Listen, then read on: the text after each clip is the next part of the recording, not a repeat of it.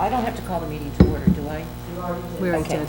But we do have a statement to read that was given to us by the Diversity, Equity, and Inclusion Committee. And before I read it, I would like to ask all boards. Recording in progress. All boards and committees, that's all right, for all boards and committees to please read the same statement before their meetings. That is what we would like, and if anyone needs any explanation as to why we're asking you to do it, please feel free to call me or Maura or anyone else on the board. Happy to explain it. So the statement is, the Scituate Select Board is committed to providing an environment of respect during meetings. We ask that all members interact in a polite manner, even when there is disagreement. We value the participation of our community and want all participants, including marginalized and minoritized communities, to feel welcomed and respected. We ask our committee members and all who participate to commit to these standards to support and respect our community.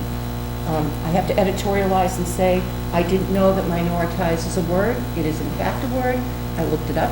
So if anyone has any questions, just get out your dictionary or Google it and you will see that it is a real term.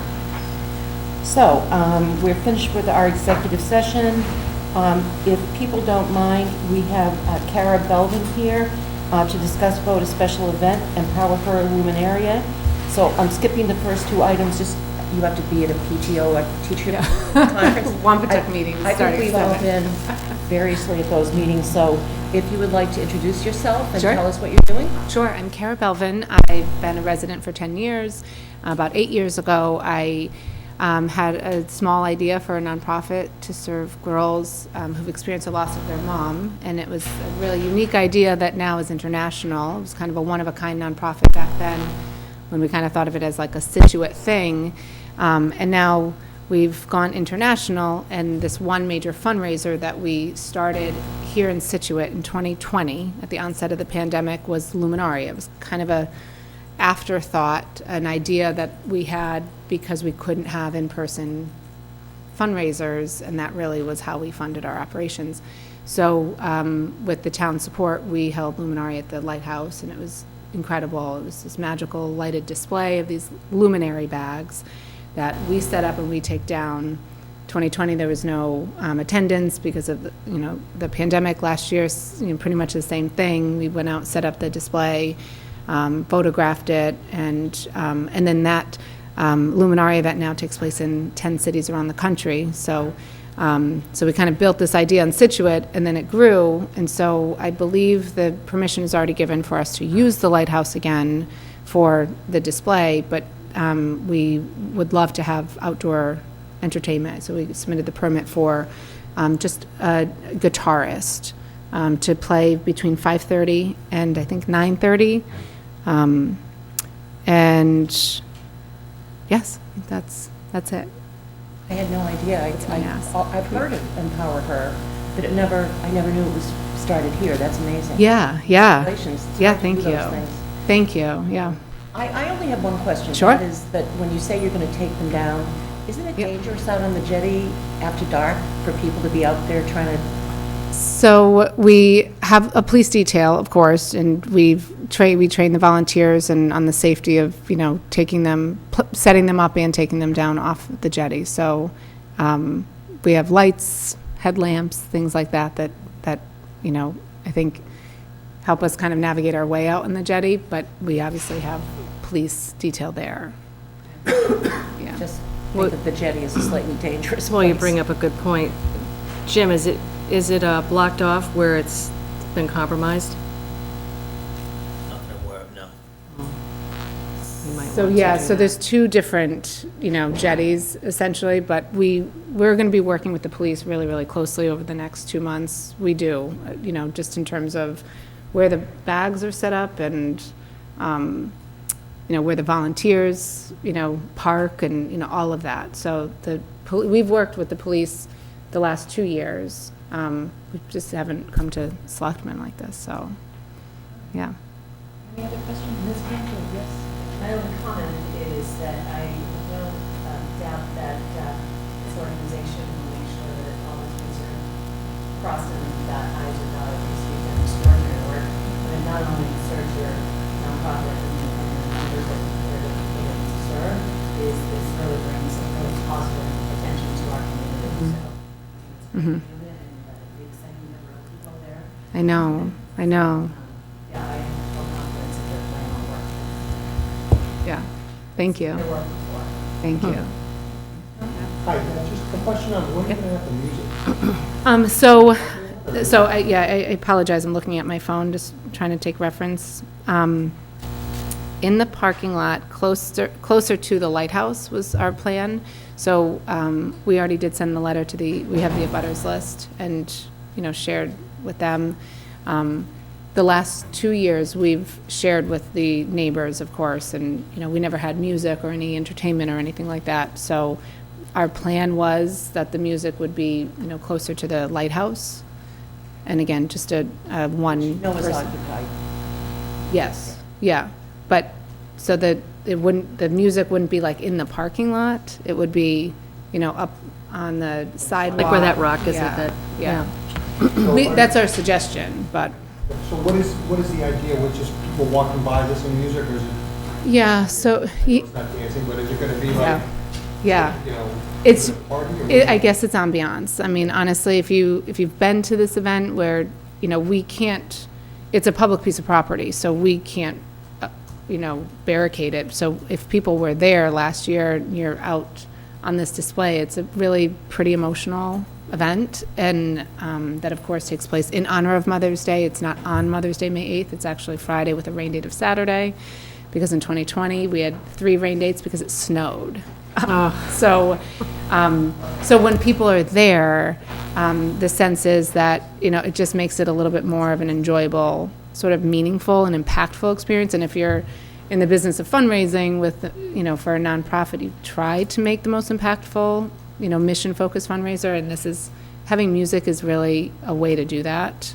And, but it's not a dance party, it's not a gala, it's not a cocktail party, there's not a tent with, hundreds of people under a tent and, Just somebody playing music.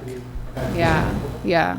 And so I thought it was maybe a noise issue. And the way that we filled out the permit, I think, was 5:30 to 9:30. But the bags would actually be taken in around that time as well. So the bags are set up early in the day with one shift of volunteers, and then the second shift of volunteers comes in and discards of all these bags appropriately. But that's really about 9:30, 10. So. We actually have 5:30 Okay, 5:30 to 9, sorry. I just want to. Yeah, no, thank you, I know, sorry, I'm trying to pull this up on my phone. 5:30 to 9. I didn't know if it changed. I the abutters letter and said, read what we wrote there. Great, thank you. Thank you.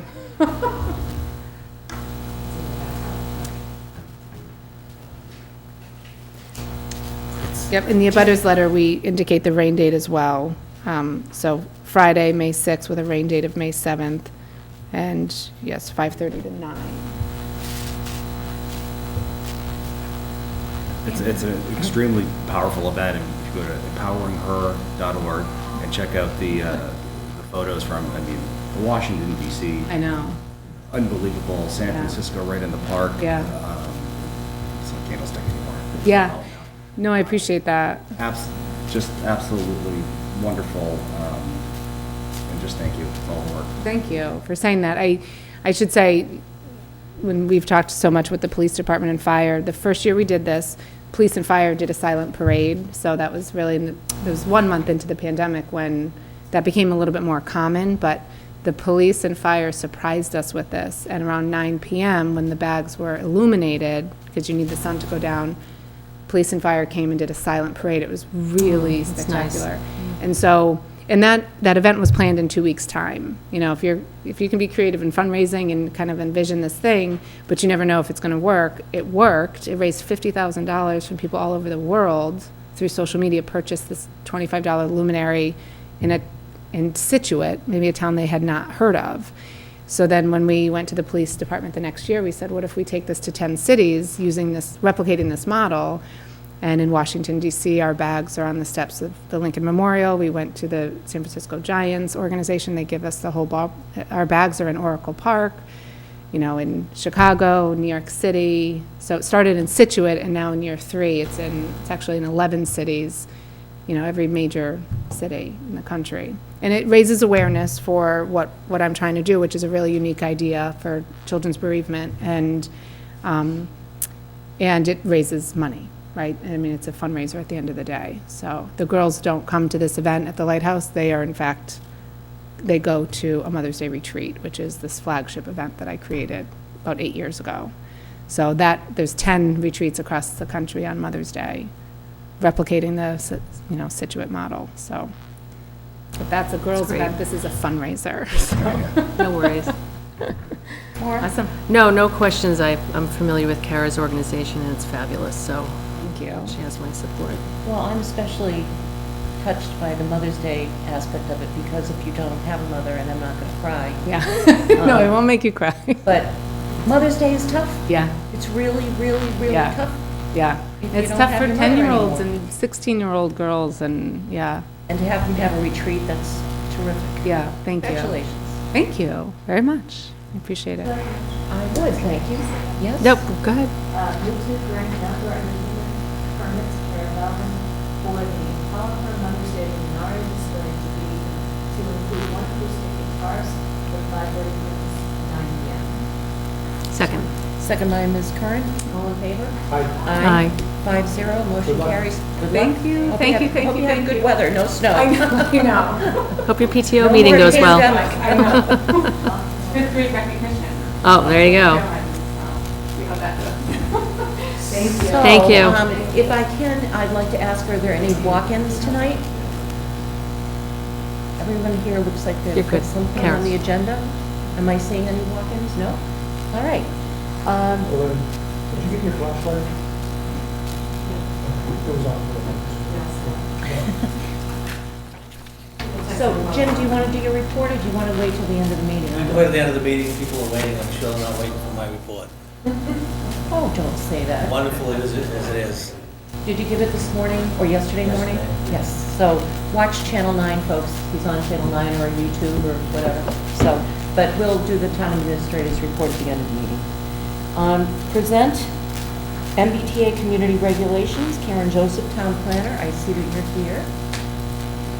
Poor Karen, she hasn't had enough work to do. Now there's yet another, something more on our. Something more that we have to address. So I understand that the governor signed a bill maybe 2 years ago that created these special zones around MBTA Well, the transit. governor signed the acts of 2020, and it put in a new section 3A to the zoning act, that's chapter 40A, requiring MBTA communities to have a zoning district in which multifamily zoning is permitted by right and meets other requirements. If you do not comply, you're not eligible for Housing Choice Initiative, local capital funds, or Mass Works infrastructure grant programs.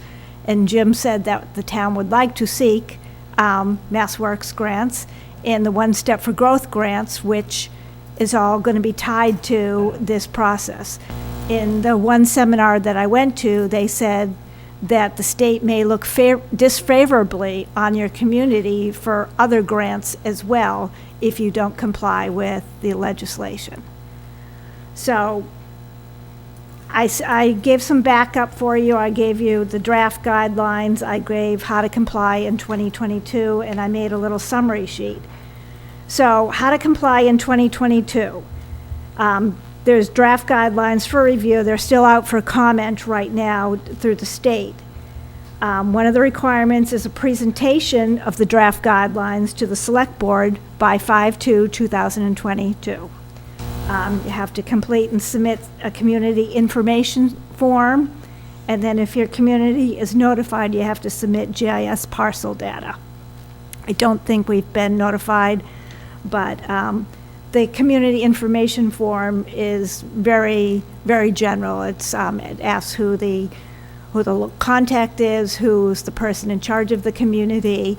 It asks how many districts do you think you have right now, and some other information. It's an online form, and then you say that you had the meeting, and you give the date, etc. So what does it mean for Scituate?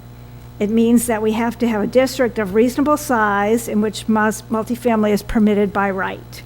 Minimum gross density, 15 units per acre, not more than a half mile from a commuter rail station. No age restrictions, suitable for families. Scituate has 2 MBTA commuter rail stations. They've determined that Scituate has 8,260 housing units per the 2020 census, so it was determined that Scituate has a need of 1,239 housing units to be in a multifamily district that are of a scale, density, character, and consistent with the community goals. Reasonable size, not less than 50 contiguous acres, or 1/10 the land area within half mile of an MBTA station, with a unit capacity of 15% for commuter rail stations. Different capacity, subways have a higher capacity than commuter rail stations. The unit capacity must take into account developable land, as well as height limits, setbacks, parking, inadequate water or wastewater, wetlands, water bodies. But unit capacity is not production. We have to have the capacity. They don't have to be produced. That's interesting. If the estimate of the number of multifamily units that can be constructed is less than the minimum unit capacity, boundaries of a zoning district may have to be changed. So as of right means construction and occupancy of multifamily housing without need to obtain any discretionary permits. Site plan review would be allowed. You can review vehicular access, circulation, architectural design, screening, most of the things we review in site plan review.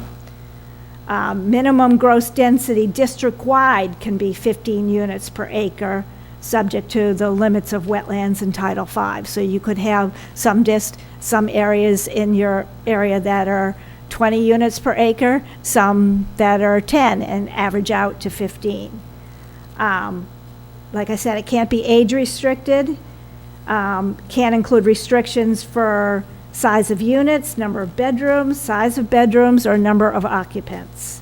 DHCD will make a determination on compliance by request of the community following the criteria and a schedule. Maps, reasonable size metrics, district gross density, attestation, you're not restricting for families, and the application is accurate are required. We must provide plans, an action plan for the commuter rail communities no later than July 1st, 2023. Any zoning amendments must be adopted by December 31st, 2024 for commuter rail communities. Scituate presently has the Ndtv District in the Greenbush VCN with a density of 16 units by right, 36 by special permit. This district is approximately 9.5 acres. This is currently where the Drew Company is building their development and where the gas station. There's a couple other parcels in that as well. It's subtracted out for the MBTA parking lot. North Scituate VCN has the outer village with a density of 15 units by right, 24 by special permit. This is approximately 20 acres, again, subtracting out the MBTA parking lot. We do have 2 other VCN districts, the GWB and the GVC in Greenbush, that allow for 12 units per acre by right and 24 units per acre by special permit for multifamily housing. The North Scituate Village Center does not allow for multifamily because it allows for mixed use, which theoretically would have, business and retail first floor and housing on the upper floors. Because you want people in your downtowns to live and work there, so you get a vibrant downtown. So that's approximately the rough guidelines that we know right now. They're still finalizing them, but that's what's going to be required.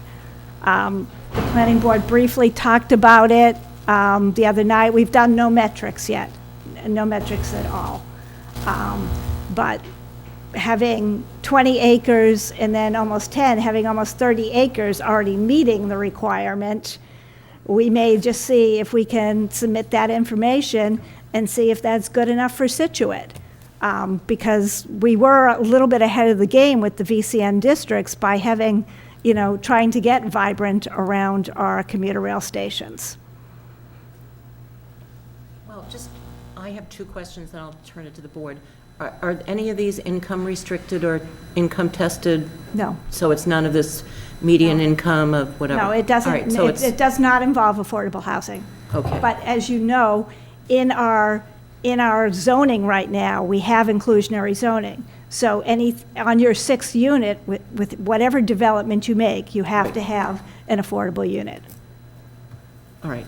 And then, yeah, I think that was the question I had. Do any of the, if something is currently under construction, like the Drew property, does that count for this, or are we starting from zero?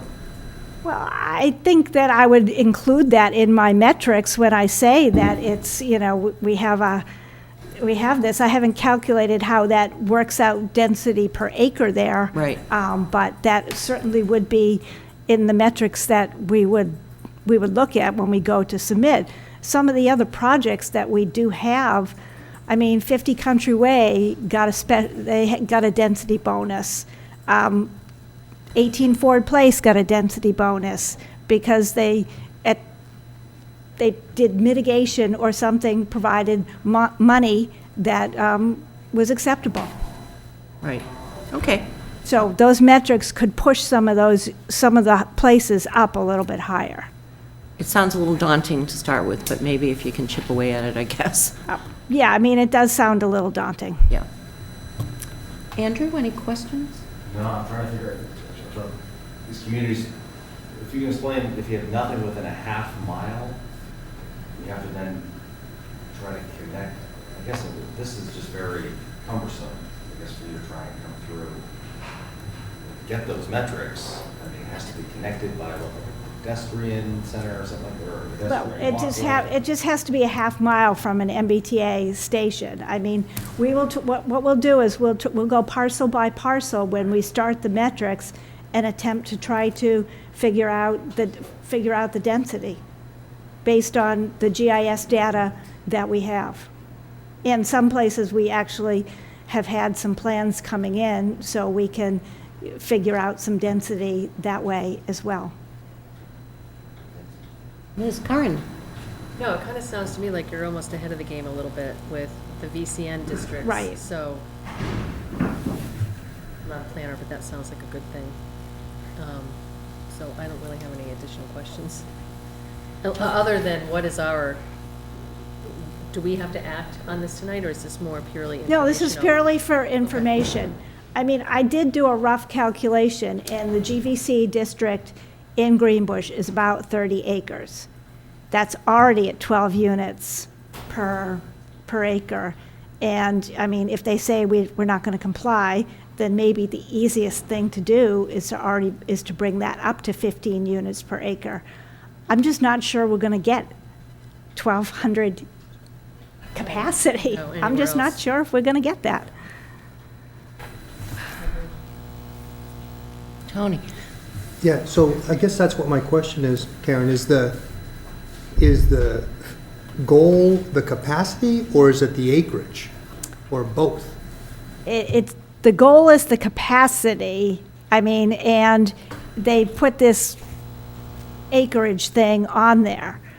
But if you need more acreage to get the capacity, I don't know. I don't know any town that's filed yet and who's gotten anything, saying that their town is okay. Right, so I guess it's hard to read, like Andrew was saying, whether we have to come up with 1,200 units somewhere or just 50 acres that are zoned appropriately.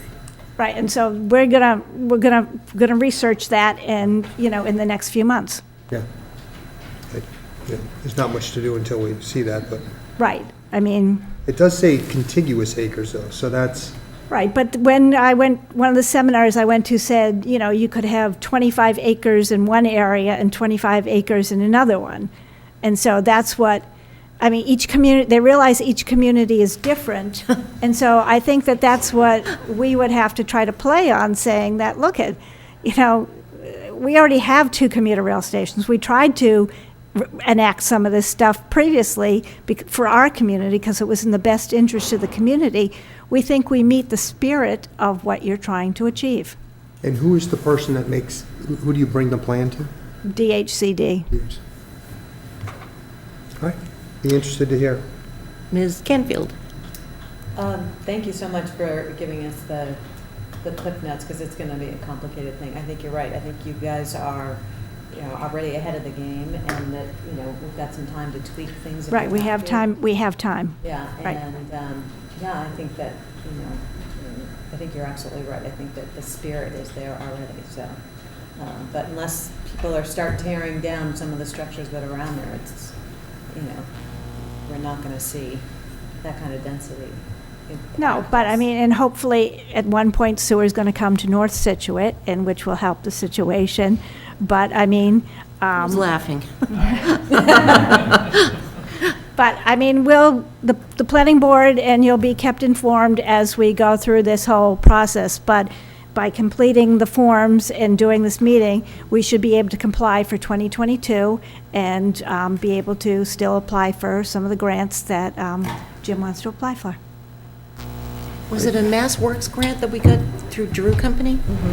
And I know they now have this portal system where a lot of the grants are going through it, so it's probably pretty easy for them to say, nope, no. Right, right. Nope, you can't have it. So, well, thank you, All right, Karen, thank thank you. you. We appreciate all the hard work of the planning board and the planning department. Next, we have Holtec non-binding ballot question for annual town election. I think Kevin Weaver is here. Kevin, I think I met you on Zoom. Yes, right, we met digitally.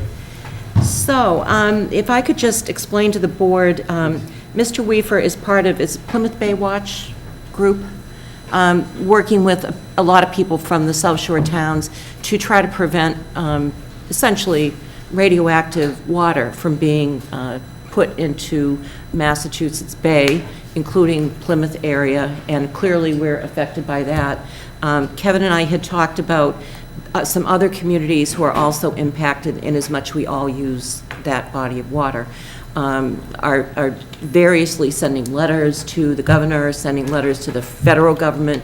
Some people have ballot initiatives, some people are putting resolutions on town meeting, and we missed that deadline for this particular situation, or else it might have been on town meeting.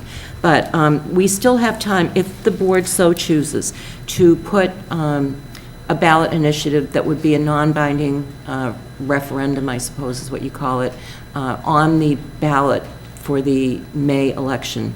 We're going to be running up against the deadline to do that because we have to have it, the board would file the petition or the referendum, and it needs to be in, I think it's 35 days before the election. So what I wanted to bring before the board, number one, is do we want to do this type of thing? Clearly, we like our ballots to be concise, and whether or not we want to open up our ballots to non-election town-related issues. So that's number one. Then number two, you did provide us with language that is being used by some of the other towns. Chilmark, I think, was one of them. Yes. And so the board could certainly look at the language if we decide we're supportive of this, and then either approve the language or edit it in whatever way, and then we'd be in time to put it on the ballot. I will say that, from my point of view, anything we as a community can do to support all of our surrounding communities is a good thing. And I know that Jim did a great job in marshaling our neighboring towns to help the town of Scituate have the seasonal Coast Guard station not shut down. And we had representatives from all the contiguous towns, and there's some. So I can see the value of being supportive of our neighbors, so that's all I'll say. And would you like to add to that? Yes, I'd love to. That was perfect, by the way. So, Madam Chairwoman and distinguished board, Thanks for the opportunity to be with you tonight to talk about this turn of events of Holtec dumping 1 million gallons. It's not an insignificant volume of radioactive waste into Plymouth Harbor. My personal contention, and I'm not a scientist, is that it will affect Provincetown to Boston in every way imaginable. We talked about this briefly in the digital format. Tourism, real estate, all the fish. Essentially, I think that it's a dastardly turn of events, and in fact, we all know that no volume of radiation is acceptable, 0. And it is cumulative. That's why whenever we get radiation, it's a very short dose and your body accumulates it. One of my throwaway questions is, would you eat a clam that was born and raised in radioactive water, or would you feed it to your family? It's unacceptable, and it will influence Scituate. There's absolutely no doubt about it. The NRC, which is the Nuclear Regulatory Commission, you may know, as well as the ERA, are actively engaged with Elizabeth Warren and Ed Markey to try to do something, although you would probably know better than I that it's a very complicated world once you get to that level in terms of what can happen, when, timings and such. What's happened for the moment is they've said that there's a moratorium, Holtec has said there's a moratorium on spilling the nuclear waste into the harbor for this year, but anybody that knows them, and I'm thinking about the cognoscenti that's trying to stop this more than anybody, knows that they're pouring it in today and tomorrow, but in smaller dosages. What they're trying to do is reduce this 1 million gallon volume. And there's enough authorization by the state and the NRC to allow that to happen, but it's still against the law. One of the laws being endangered species. A very strong leg of the table to sort of resist this from ever happening. All of Cape Cod Bay is an endangered species area, and as a result, this, on paper, this can't happen. It is forbidden, against the law. And yet, we're still facing this situation where there are only really 2 options. One is pour it into Cape Cod Bay or transport it to Texas. There's a location in Texas that's accepting sort of nuclear waste. So I have the ballot signed by 10 people at least, which I know is part of the regulation, and all I can do as a citizen of Scituate is make a impassioned appeal to you as the board to not only look out for our neighbors. I don't think anybody would go to the beach. Red tide's bad enough to keep people away from the beach. If it becomes known that the Cape Cod Bay has $1 million gallons of nuclear waste, I'm not going to the beach. I'm not sure anybody would be, and certainly that's of great consequence to us, both financially and real estate and sort of all the things I initiated the thought with. So my appeal is that you consider the ballot as thoughtfully as possible, and if we could possibly make it happen, I personally will do anything possible to help it happen if that's of help in any way. Thank you. Questions from the board?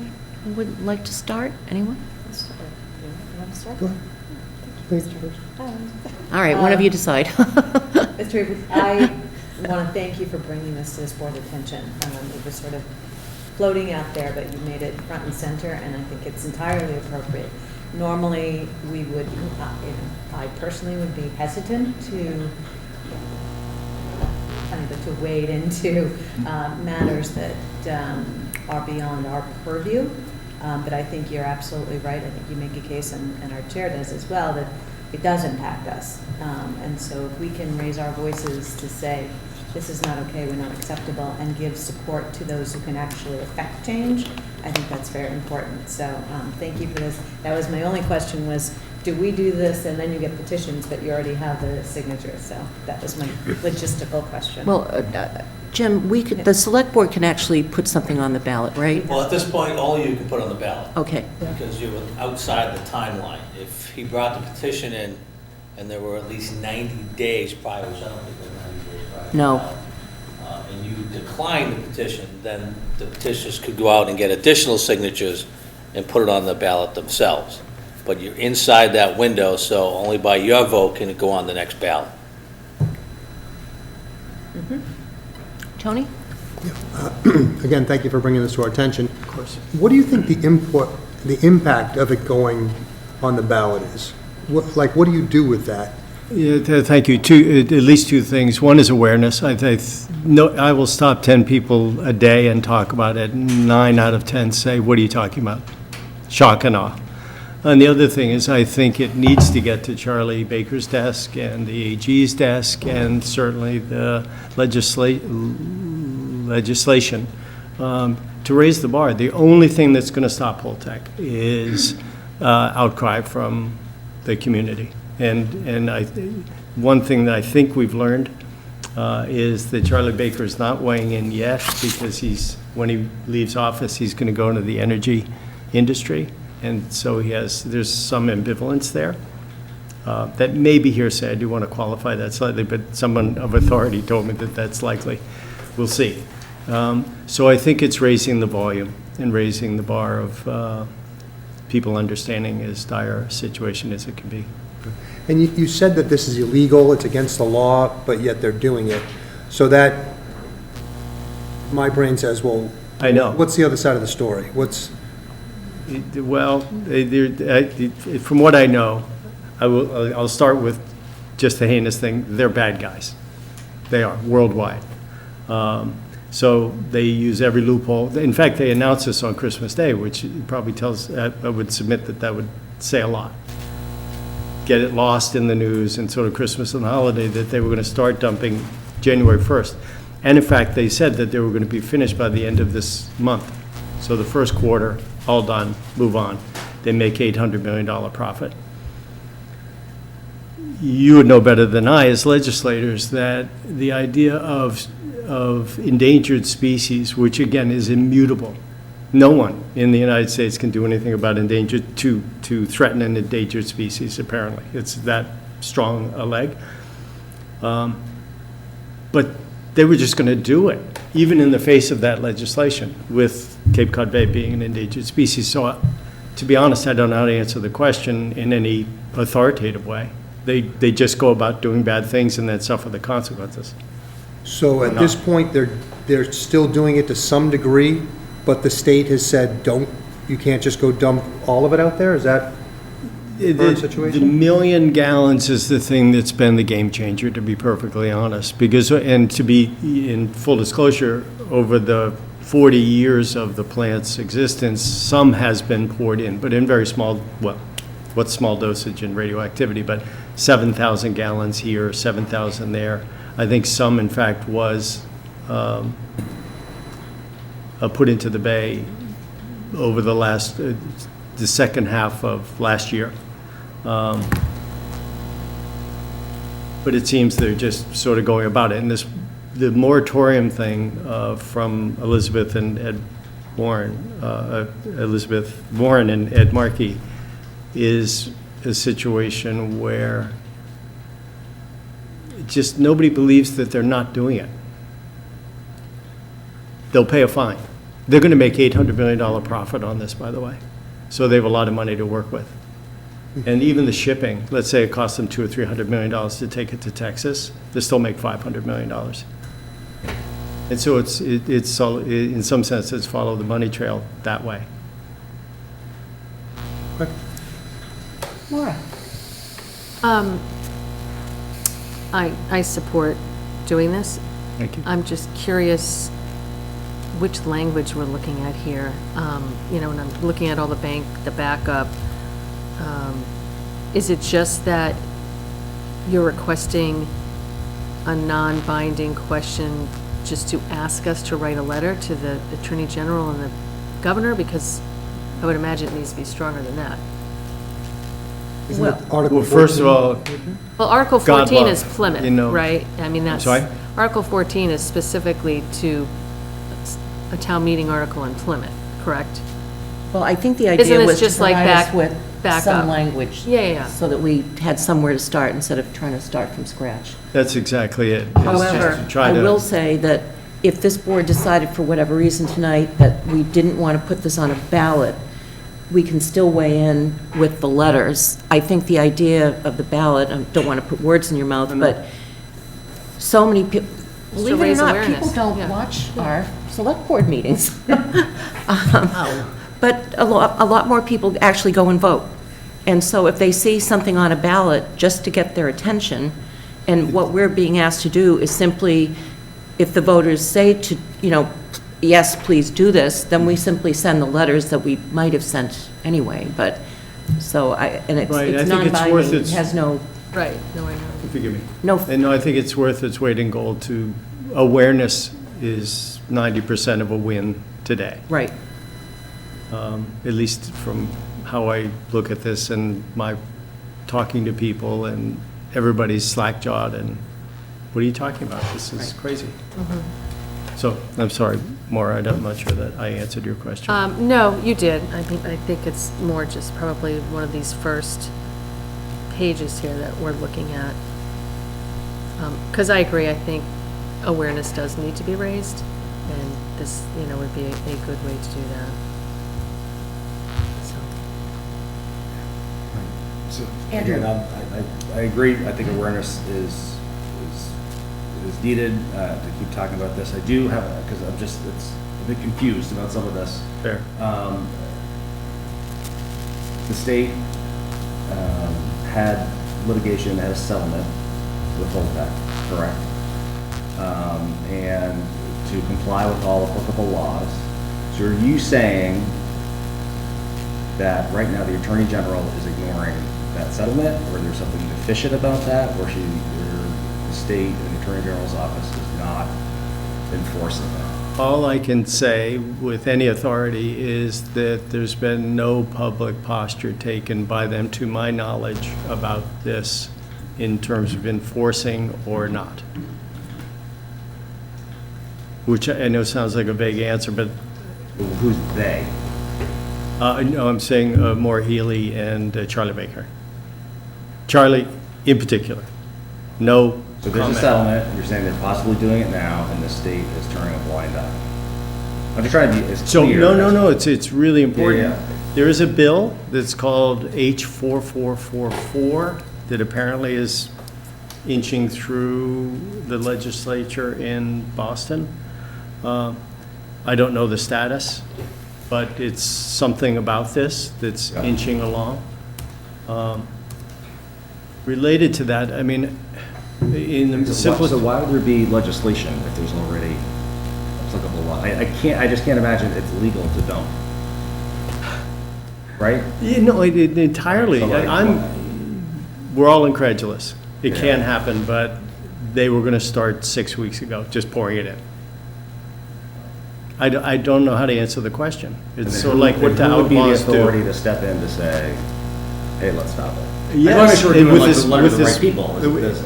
With as many voices as possible, town by town. Yeah. Population in total, legislators in Boston. Every single person should be, I mean, forgive me, but every single person should be up in arms saying that this is completely and utterly unacceptable under any circumstances. The fact that there is legislation against it and yet they were still going to do it, anybody's guess. I can't answer that question, I'm sorry to say. I can get the answer for you, though. Do you remember last Jim Lampert? Yes. MIT, I mean, not that Yes. everybody would, MIT undergrad, Harvard Law, Harvard whatever, Law, yeah. smart guy, capable guy. He, if we could dial him up, he could answer the question. But honestly, I think he would say something similar. We're all incredulous that they were going to do it, even though there's legislation against it. So, I'm sorry, I can't give you a better answer. Yeah, I was just trying to make sure we're focusing our, Well, different entities have different lawyers who interpret things in different ways. Certainly. And so, Certainly. anybody else? I just want to, in listening to some of the past presentations, I think that there are those loopholes you talked about, and that they've been doing it. If it's diluted enough, you can do it, but over time, it's just not, it's a loophole. And that the intent was not to allow that much, but occasional necessities, I would think. So if we were to, Madam Chair, if Yes. we were to support this ballot and agree to put it on it, what would be the procedure in which we would draft the language? Because we have great examples, but we would have to tailor it. Well, if I've got this correct, I think we'd have to get this approved language-wise and to put it on the ballot by our next meeting. Because I think I counted from our next meeting after, well, it's before town meeting. We'd have to be there by around March 30th, I believe, because the election is May 21st or something like that. And I assume when they say 35 days, they mean all days? They're not discounting weekends and holidays? Just days, yeah. Just days. So that brings us sort of, March 30th brings us right up against it. And here we are, it's March 15th. So at our next meeting, if we had the language done and we could vote to the language and to put it on the ballot, if the board desires. So I think the question is, if someone wants to chime in about, is there too much here? Is there not enough? Which one of us would like to take a crack at it? I'm happy to do it if the board would like to take this and see what you think, because I'd like to have us react to something at the next meeting. I think town council should be involved too, so if you want to do it, Yeah. that's great. I mean, I'm making the assumption, it sounds like we're all in support of doing it. It sounds like that. So, do we want to vote to put something on the ballot tonight? Or, and then we can approve language, or, We Jim? can wait. I'd like to until see the Yeah, I language. think you'd want Okay. to do it. All right. Yeah, we'll direct Madam Chair and council to draft language for review at the next meeting. So moved? Probably not at the, Well, and I hope that everyone will feel free to take the language we've got in front of us, and if you've got any comments, send them to me so that I don't start, because I don't want to be editing this at our next meeting. I want us to be close. Have other towns already voted this? Duxbury had their meeting Sunday, and They voted at a town meeting, but not at a ballot. yes, they went directly to town meeting. Do we have any towns that did it as a ballot question? Chilmark is the one I know of. But that's coming up, right? I think there Yes. is in April. I I think we read. just grab a copy of the ballot, that'll be the template that you'd want to use, so. Yeah. I have that right here if anybody wants to see Let it. me have a copy of that. Just email it to me, that'd be great. Email? Yeah, and we'll just Anybody use else? that, we'll use that as a template, what they put Bring on it their up. ballot. Well, you can email it. Did you give, Yes, you may. Where's my scepter? please give Lorraine a copy? Yes. Oh, it's the We same. have that It's in one. our backup. We have that. It's in our backup, yeah. Yeah. So if anyone on the board wants to react to this, there you go, you can have that. That would be fine. Does anyone in the audience have any comments or questions about this? Nope. All right. So one last question, you mentioned 2 towns, why isn't every town doing this? There's a lot of activity, not dissimilar from this. And again, it seems like a long time and a short time, but they only announced in Christmas, and word's just getting out to I think boards I saw such as yours. Brewster's Yep. working No, on I something. can say with confidence, almost every town that rings the Cape Cod Bay is active with this to one degree or another. Right, we signed on to a letter, didn't we? yeah. Yeah, So but- how many communities signed on to that letter in total, do we know? Oh, I'm sorry, I don't know that. There was a letter, who drafted it? I've forgotten now. We've seen it a couple of times, yeah. I don't know if it was think Plymouth or Duxbury. Duxbury. Duxbury drafted a letter, then we were requested to either sign on or draft our own to the governor, I believe it was addressed to. So my feeling is we put this on the ballot and we're being directed by the citizens to write the letter. We've got the letter we can send. Well, I think that Based letter's on- been sent, right? I don't think we have sent it. I haven't signed anything. Okay, well, we'll find it. Okay, So, well, in between, right. we started talking about a ballot, so that sort of stopped the other effort Stuff. so we could organize this one way or the other. and get the approval of the board for either a ballot or not. And if not, then we would just simply send a letter. Good. All right, thank you for coming in. Appreciate it. Thank you for your time and attention. Appreciate it greatly. Thank you. Next, speaking of water, I see all the water people here. We're all very excited. Well, it is exciting. It's actually, we're making progress, Kevin. We're always making progress. Sometimes forward, No, never back. We get there, we're moving in the right direction. Steve's going to take a couple minutes to get set up, and he's going to Okay. come to the board for the presentation. If you So want to just- go over the water specifications first. and then- Sure, that's fine. I just want to let people in the audience know that this is important because it's about our water treatment plant and the plans that are being proposed, and we are voting an article at the special town meeting to finance the project. So I'm hoping that people will pay close attention to this very important presentation. Yes, so water specifications. So, Could you explain what that is? sure, no, gladly. Thank you. A lot of what we do is after we complete water projects, like last year, we sat down and we meet with the contractor. And what we do is discuss what goes on, what's happening, what's occurring in the industry, and how we can improve our water specifications or our water projects. One of the things that the contractor came up to us and said last year, he said, you know, as a town, you guys could save some money if you, and maybe speed some of these projects up. We are specific, the type of hydrant that we use a Mueller Super Centurion to keep it all steady, and we use a lot of Mueller fittings and Mueller valves. He said, you may want to open that up to another type, which is the American Darling hydrant. They look very similar. If you saw the two, you probably couldn't tell them apart, but they do have different internals in them. But they're each very quality hydrants, because there has been lack of supply on some hydrants as well as some materials after COVID.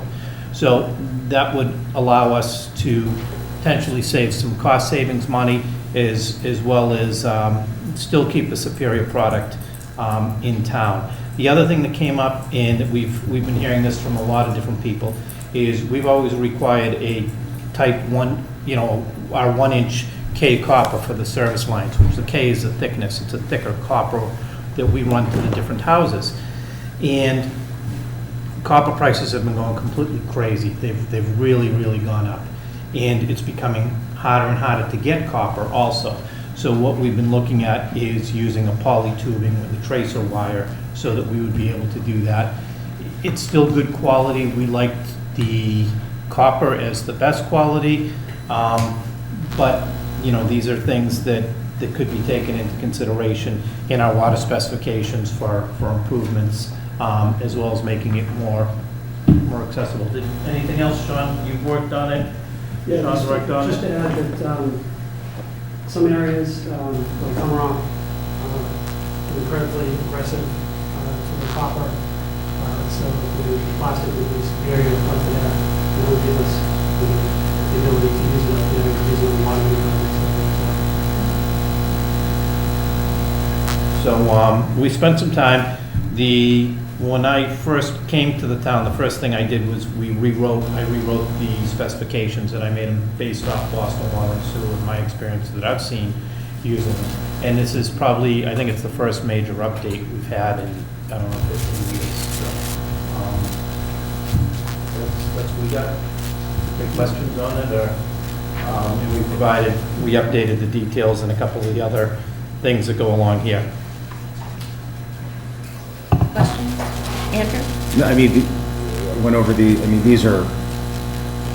they seem all very smart. I mean, not only cost savings, but I mean, as we were talking about having the different fittings in different areas that might be more, it just seems like a modernization, and a really good job to go through and catching these, so thank you. Thanks. I just have a question, because you brought up the plastic piping or whatever. Are there any areas in town where you feel that would not be as durable and have the same life? Where the plastic would not have the same life? Yeah, as the copper? Not really. I mean, we kind of hedged our bets on it. We stuck with, in the beginning, when we originally did this, copper's tried and true, and copper was a similar cost. It wasn't a huge difference from the plastic. And now the copper is just, what is it? It's more than triple. It's triple to quadruple the cost, and it fluctuates. Plus, it's not always available. Right. So that's why we kind of took a step back and evaluated that. The really great thing about copper is for line tracing. When we get the dig safe with mark our line lines, we're able to use the signal right in the copper, and we can pinpoint it, tell you how deep it is and everything. That's why we put the requirement for tracing wire. It has to be in there, okay. Thank you. Tony? Yeah, Kevin, so you're just adding really 5 or so new models of supplies that we can order, right? That's essentially. We're updating it, we're updating our valves. We made some minor modifications to our drawings. In the back package, you see some of the drawings, we updated them a little bit, which our guys did themselves. Sean and his guys redid all the drawings that show how the water services go in and how different hydrants are connected, and just brought it up to date. Okay, is that in the motion?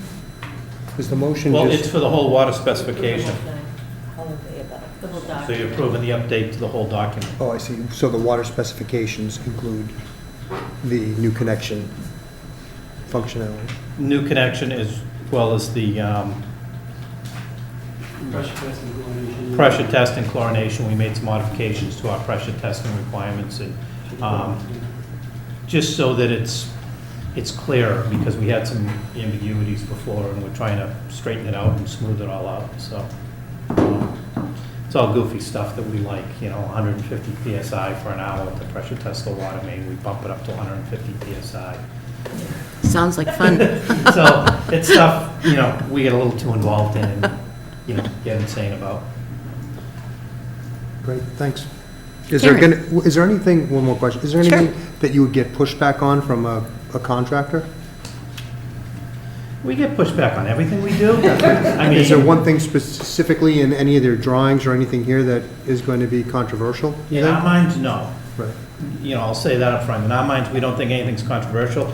If anything, I think a developer would probably be a little happier that they did not have to get copper, and that they would be saving money by being able to use the plastic services, because we hear nothing but moaning and groaning when we were using the copper in the past.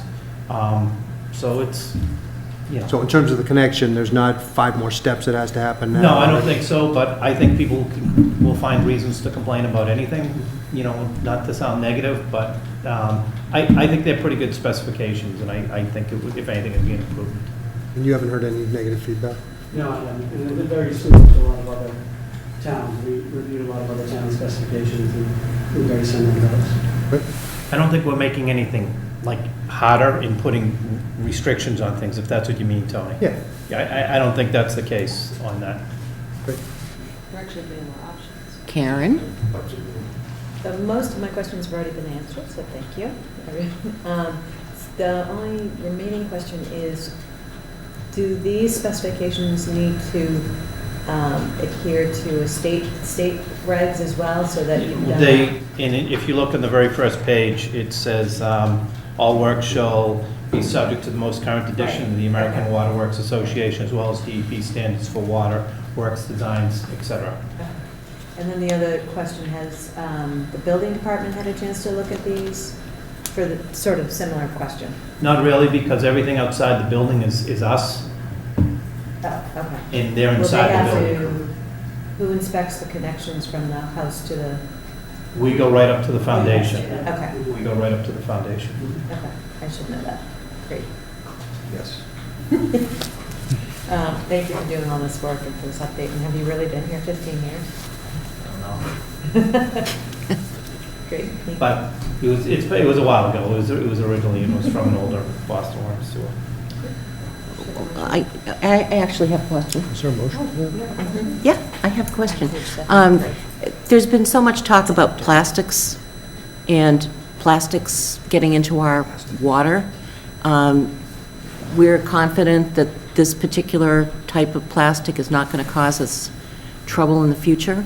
I know you don't have a crystal ball, but it's just this whole PFAS stuff, and Right. It's and we- concerning. And we do not have a crystal ball. I can say the plastic pipe meets all the AWWA and DEP standards at this time. We were hesitant to include plastic in the very beginning. So we've waited to see if there's been any major issues or anything else. And Okay, plastic's good. been around a while. Yeah.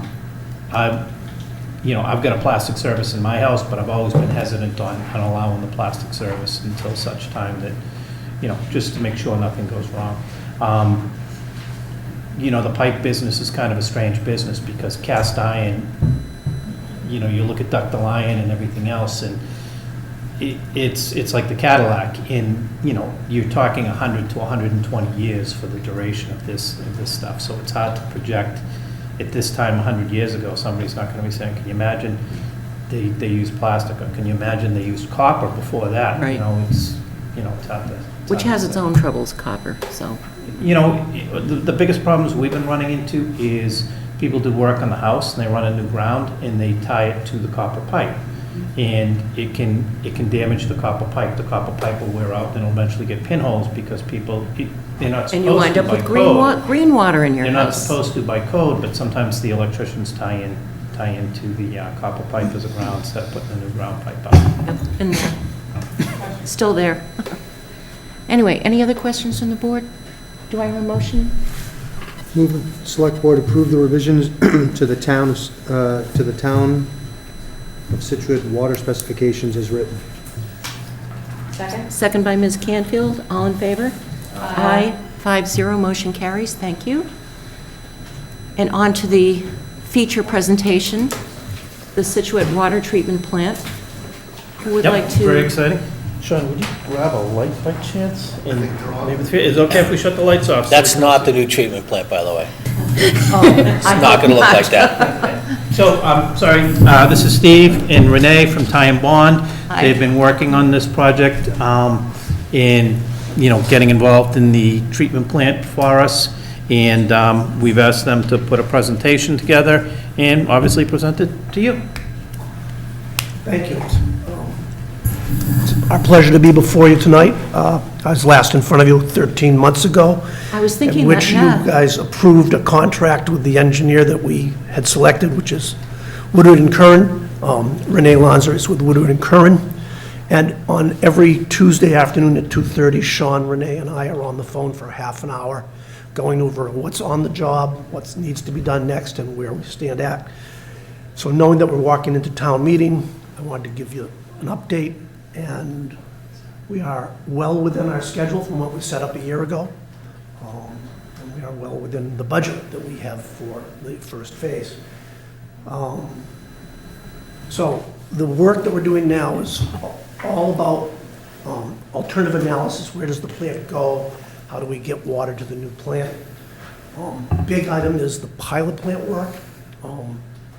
What does it take to treat this water? What's the best way to treat it? What's the best combination of chemicals? What type of unit processes with? That's what we call each step in that works. And then that leads to what's called the basis of design report, which is, how big, how much do we need to have? With the end result of this first phase of work, being able to at least conceptualize something, start informing what the project will really look like as we go into detailed design, and start being able to revisit the overall cost estimates to see if there's any surprises and if things are reasonable. The pilot plant ran in the summer and the fall, and it's now running right now. We have 2 more weeks of it to finish up what we're doing to make sure that what we think works in the summer also works in the winter. And the alternatives evaluation, we look at the best location for the plant. Do we keep the existing site at the Old Oak and Bucket, or do we move to the Stearns Meadow site? Do we keep the existing intake, or do we put a new intake at the reservoir? And one of the big items that's influencing what we're doing is the current facility, when it backwashes the facility, that water goes to the sewer. Number one, it uses up valuable sewer capacity, but number two, we're getting rid of water that we could recycle back through the plant and not be throwing that water out of the system. The other aspect that we've been doing is what's called data gathering. What's the condition of the existing buildings? Are there any materials that would require special work when we go in to clean up the area? You know, getting boring information, surveying the wetlands, surveying the property, surveying the routes so that we have good stuff upon which to work. The pilot plant has been using the raw water from Old Oaken Bucket. I won't read all of this, but there's a number of things that you have to do to follow per the DEP regulations. We started the project thinking that a process called dissolved air flotation would work because it's a surface water. I think, Andrew, you did a trip. Second week of the pilot, and we were like, this isn't working, you know? So we wound up changing to plate settlers, and the plate settlers were starting to really perform. So you really don't want to go building something until you know that it's going to work. And I'd say at this point here, we know how it works. And the colored jars down below are a little bit of a nice little graphic.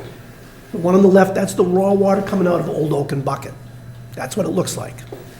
And we add a compound to it to create flock to get things to settle out. That's that more orangey. Coming off the plate settler, it's pretty clean, but the one on the far right-hand side is what comes off the filters, and that's good water at this point.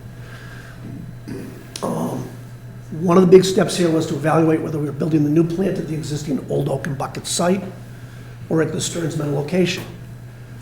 Key factors that figured into that analysis. Can we maintain operation of the existing plant while we're building a new one? We obviously can't, just not have water supply for a couple of years. Big item there, the zero discharge option. Don't send the backwash to the wastewater plant. Keep it on site, reuse it. What's the risk in construction? How easy is it going to be to permit this through the various steps we have to go? And lastly, but not the least, you know, one of the more significant things now that we're getting to a little bit of an inflationary period is how soon can the new facility be placed into service? So there's a blue square and a red square. This is on top of the existing Old Oaken Bucket location. The blue square represents the scale of the treatment plant from the pilot work we did, sizing it. The red area represents distribution facilities, the administration facilities. What this is showing is it's difficult to site onto the site, keep the existing plant in operation. And I'll bring you to the last bullet on this list here. In order to do this would be, you know, you're almost like building a piece, moving a piece, building a piece, moving a piece. We estimate it would take a minimum of 4 years to build this. When we go to the Stearns Meadow site, and we're going to have a more detailed picture as we get into it, again, what you've got now is the blue and the red. Same thing, they're just slightly different scale in these drawings. But if I go back, you'll notice there is no zero discharge option here. Those two white squares represent lagoons, that was we call them, which is where the backwash would go, absorbs into the ground, that gets piped back to the head of the plant, so we salvage that water back. And most importantly, again, the very last bullet, the construction duration is only 2.5 years.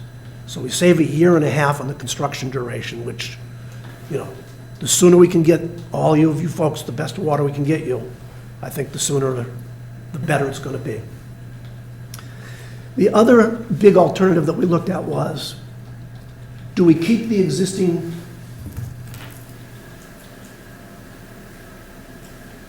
No, I think it's because it's like a TV. TV, yeah. So over here, to the right-hand side of this is where the current plant is located and the current intake.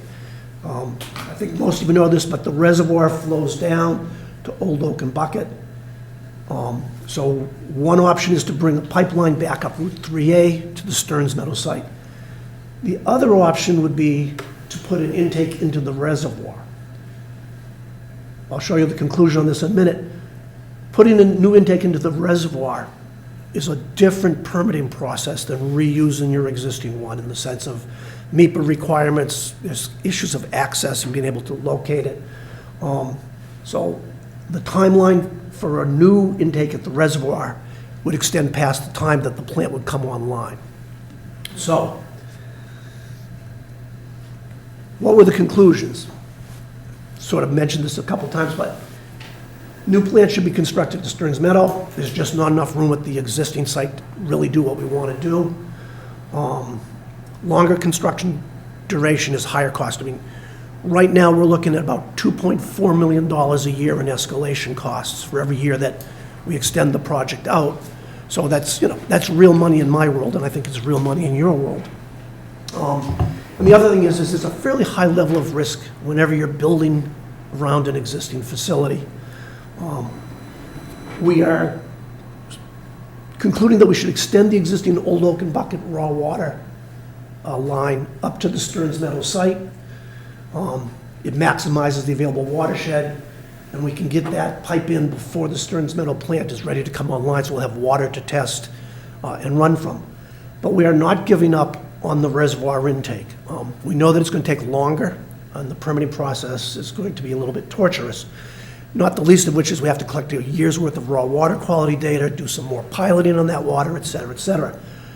At the end of the day, though, having 2 intakes is highly advantageous, because should anything happen at one intake, you have complete redundancy at the other location. So that's where we're sort of sitting at overall. Can you go back one slide and explain what those 2 options are on the picture? Yeah, so going from right to left, one of them says there's already an intake pipe at Old Oaken Bucket and a pump station there. We use that intake and that pump station, And you pump it back up to the new and site? we pump it back up to the new site. So if I can, we have the intake, there's a little pump building down here, and it pumps into there. So what we do is we would run a pipe over to Stearns Meadow so that we would be able to take water from there and get the plant up and running. Right into the treatment plant? Right into the new treatment Yep. plant, right. The other option, though, is in the future, when we lose water, you can see the deep section is over here. So the other thing that they're saying is after this is complete, you can build this whole plant, then get water from here. But in the meantime, permit, which is going to take a while because we're going to have to get permits from everybody, is run a new water intake from the main reservoir. You get a better quality of water as well as being able to potentially get additional water. And you try to put it in a good area here that would improve things. And then, if you ever had problems at either one, you could switch between the 2 and use the water accordingly, giving us more flexibility in the future for doing that. That would take longer permitting. You'd probably have to get Army Corps permits, Full God MEPA, knows, the full MEPA process. MEPA process. Yeah. One of the things, Tony, we didn't put like a dotted line from the reservoir over to the site, because at this moment here, the ownership of some of the land the town has there, and the deed restrictions on it are very restrictive for where we might be able to locate something, and we're starting to look at, do we build like a pier or a causeway out into the reservoir? To do that and put a pump station on that, because getting on and off the land, you can't have any structures on it the way the land was acquired and deeded over to you for conservation. Okay, so it's, like I said, we haven't stopped that concept, but the timeline on it's so long. And the pipe is actually coming from the reservoir, not from this, because the old station's going to go away if we put in the new. No, The treatment plant will go away. Yeah. Oh, we are? Yeah. Not the old treatment plant, the old pump station. Yeah, the pump, the small building, the The big. small brick building there, right at There's the a small brick building Yeah. right there, which is the pump station. We'll change out the pumps, and we'll probably wind up adding a small structure for an emergency generator. But the treatment plant, which is over here, that will no longer be functional. Pumps might need to be demolished. upgraded because it's pumping a much greater distance Right. as opposed to pumping right to the intersection. And may I ask a question? I mean, that water that comes up is primarily from wells, right? No, this No, is considered a surface water supply. So there's a watershed that feeds to this pond, there's ground that feeds to the reservoir. The reservoir's got a, But what's the backup when that Stream. reservoir goes empty, which we've seen many times over the years? then you fall back on your wells. So you have a number of wells. You have a number of wells, and then you have a surface water supply. But this is the largest water supply that you have. So, right now, Andrew, Sean, you can do about $1.5 million, $1.2 million? No, through the plant. Existing The existing Old Oaken Bucket plant is 1.5 million. It's actually permitted under the state's water management rules for 3 million gallons a day. So for example, at this time of year when there's plenty of water around, you could be taking 3 million gallons out of that with the new plant, resting your wells in the background, and then if you get into a drought situation, the water's sitting there at the wells to go get.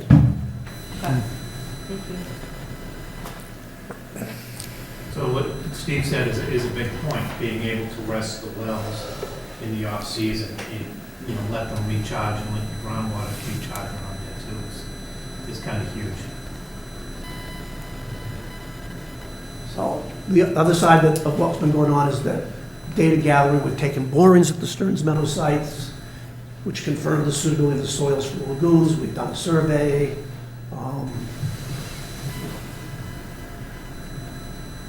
So the basis of design and the project schedule. Excuse me, I just want to clarify for people, we're talking about Stearns Meadow now, and I don't think the general public knows that Stearns Meadows is the property that the town bought, a year ago, 2 years ago, off of 3A. So Yeah, if they so- go looking for it on a map, I'm not sure it says They won't find Stearns it. Meadows. But where It's a the very Lu- nice name, though. Where the Lutheran church is, there is a parcel of land on the western side of Route 3A. A developer was looking to develop it. He changed his mind. The town passed an article, town meeting, and acquired it. One of the interesting things is there's actually 2 graves on the site that we're going to have to take care of and be respectful of. And so I do believe that a family named Stearns owned that area originally, and rather than just call it the parcel on 3A. No, we it's kinda a- like it's a the nice Stearns name. Meadow It's a nice name. name. Yep. And I think we did find that on the map too. Yeah. Stearns Meadows is from the map. Yeah, on a little map, yep. So the basis of design report, we have a draft of that now, and we're going to show you some pictures out of that in a second. It's all a schematic process layout, a schematic building layout. It's not detailed design, walls will move around, parking spaces will move around. But the team did meet with both the Conservation Commission staff and the Planning Board staff early in the process, make sure that we understood town of Scituate criteria or needs and whatnot. And so we've been incorporating that as we go along. We've not formally gone before either one of those boards, but we will. And what this allows us to do is get to a planning level cost estimate and have some level of confidence in what we're doing and carrying a reasonable contingency factor as we move into detailed design. Project schedule's got 3 distinct components currently. The water transmission main is on its own little sort of design path. The reason for that is we're going to be in Route 3A.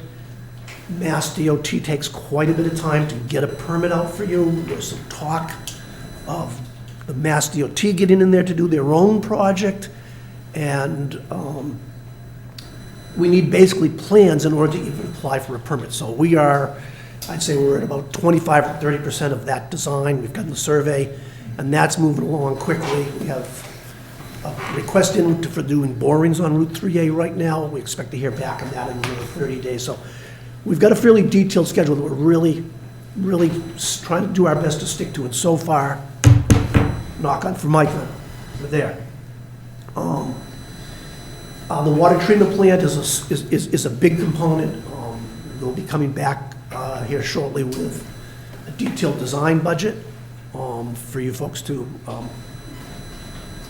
know about and proceed forward. And then the future water intake, which the next step on that is to get a year's worth of raw water data. We'll set up a little monitoring device to pull water out and lab analysis for a year. Here we go. This is a conceptual layout of the Stearns Meadow site. I'm going to give up on the pointer. Do I need to move this to be heard? No. You're all set. So, this is Route 3A. This is the site. These circles represent wetlands that we've discovered on the area. The site slopes from the reservoir uphill fairly significantly. We have a treatment facility that water cascades basically down from process to process. We've laid out a buffer per the planning board's sort of requirements, so the neighbors behind will have some, a tree buffer keeping them out. We fit some lagoons in here that work. We fit a septic system in here. We've laid a roadway system in that allows you to get off the highway, deliver chemicals, whatnot, and get back out. And we've sited a distribution garage and an administration space. It's a working plan. Sean's people have been looking at this for close to a month now. We've gone through 2 or 3 iterations on what is in or out, and now we're in the process of optimizing things as we go forward. Give you a little more flavor here. We 2 or 3 different. What will the building look like? And this is sort of a gabled roof concept. Choice of colors is not fixed at all. It just gives us a little bit of a sense of the scale of what we're looking at. To the left-hand side is more of the building. We've actually been working with a 3D model as we're doing this work. So we've sat down with everybody to think, like, what spaces are you using now? What spaces are you missing? What do we need? And I'm going to back up 2 spaces if I can here. Because on this conceptual plan, you'll notice there's a fairly big green space right here. What that is the reserve. Rules around water change all the time. So we are making sure that this thing's laid out that should something need to be added, another treatment process in 15, 20 years or whatever, you're not saying, we can't fit it. Where's it going to go? So we've actually left a fair amount of land, and from everything that Renee has looked at, in terms of what might come down the road or what you might use, whether it's an ozonation or a different, membrane thing or whatever, well, there's spaces there for it, is what we've done. So is this property just happen to be the perfect size? I mean, you're using almost every square foot of it. Or did you use every square foot because you could? No, well. No, that's not, it's much bigger than that. So when the parcel was acquired, it was a good site. One of the things, Tony, about perhaps saying, are we using everything? With the size of the site that you got, that zero discharge option becomes something very real, which couldn't happen anyplace else. But you are using the whole site. You're using, that's to the left of the lagoon, that's the reservoir. Yeah, this dotted line here. Is the whole property. That's the parcel you acquired. You actually acquired 10 parcels. Okay? And our next step actually is next week, we're going to, before the Concom, to finalize with them the wetlands. That's a certain process. And then that document goes to the planning board so we can consolidate all of the 10 lots back into one lot. That'll be... So that's taking up all 10 parcels? Yeah. So rather than have 10 parcels that you'd have to conform each parcel, and then it becomes unusable land, we're consolidating all the lots together to make one lot. So there's no way that would fit on the other parcel? No way. No way, yeah. Oh, you mean the former one? Right. So I'll go backwards for you, Tony. This box here is going to be one color. This box here is going to be another color. Those are the 2 on the other one. Those colored So boxes. no lagoons. No lagoons at Old Oaken Bucket. And we start to, well, no, we're not. We think that in order to go to Old Oaken Bucket, you'd have to take out the ball field to build the new plant. Right. And then knock the old plant down to build the distribution stuff, and then knock the distribution stuff down to perhaps squeeze a ball field in at the far end of the site, which doesn't have a good shape on it to stick a ball field in. Well, since we're asking questions, so how visible will all of this be to both people going up and down 3A, but more importantly, to the neighborhood Those are the property lines, right? Well, I'm asking how Yeah. visible it will be. The same So the thought. answer is, it will be, What will be visible? well, I don't have an image of, when you're driving up Route 3A, you will likely see a roof of this building and maybe a face of this down here. You will see this building, so that there's, this is, how wide is that buffer strip? I think 50. 50. So there's 50 feet from the edge of the highway in. Okay. 50 feet of the woods that would Yeah, not so be disturbed. we won't take trees down or whatever for 50 feet there, so that will act as a bit of a screen. And on the back side, we've got 30 feet, 40 feet. Yeah, I was thinking about that. And we very intentionally put the building that way with really no, there's not going to be anything going on in the back so that those neighbors, they're just, it's a wall. You know, there's not activity going on. You know, we could have moved some of the stuff on the site a little different, but then they might see cars coming in and out. We wanted to really create kind of that barrier for the residents so that, yeah, they might see a wall kind of through the trees, but that they're not seeing that activity happening day to day. Or hearing it, really? Or hearing it, exactly. Yeah, actually, Kind of most of the activity is happening in between those two buildings. Park point is 11 and a half feet from the highway. huh? Park point is 11 and a But half some feet. people will tell you it's a historic site, so. Well, as long as we're good, so. 30 feet is On pretty historical good. sites. See this little jut right there? Those are the two graves. So the parcel's got that little piece back And that's there. the administrative one, right? The one closest is actually just the administrative. I'm gonna, let me go forward just a little bit here. Yes. So this is the treatment area, okay? And I could talk about where the chemicals are stored in the portion that's outside and below grade.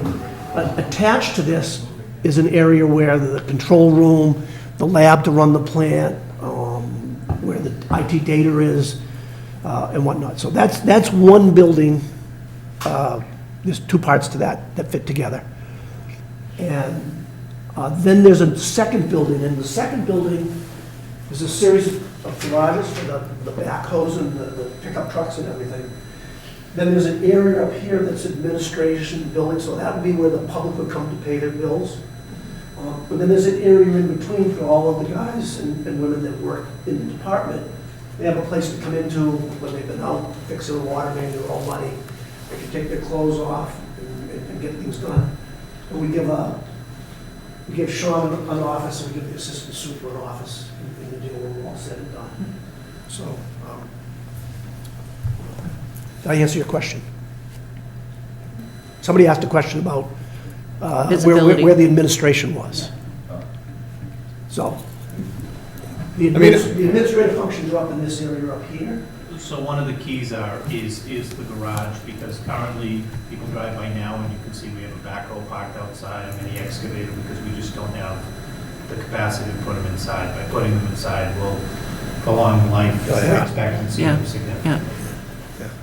I think, Steve, our concern is the buffers, and I think they Yes. seem to be pretty good with the We- 50 feet and the 30. Yeah, we've done our best to keep as much buffer in there as we can.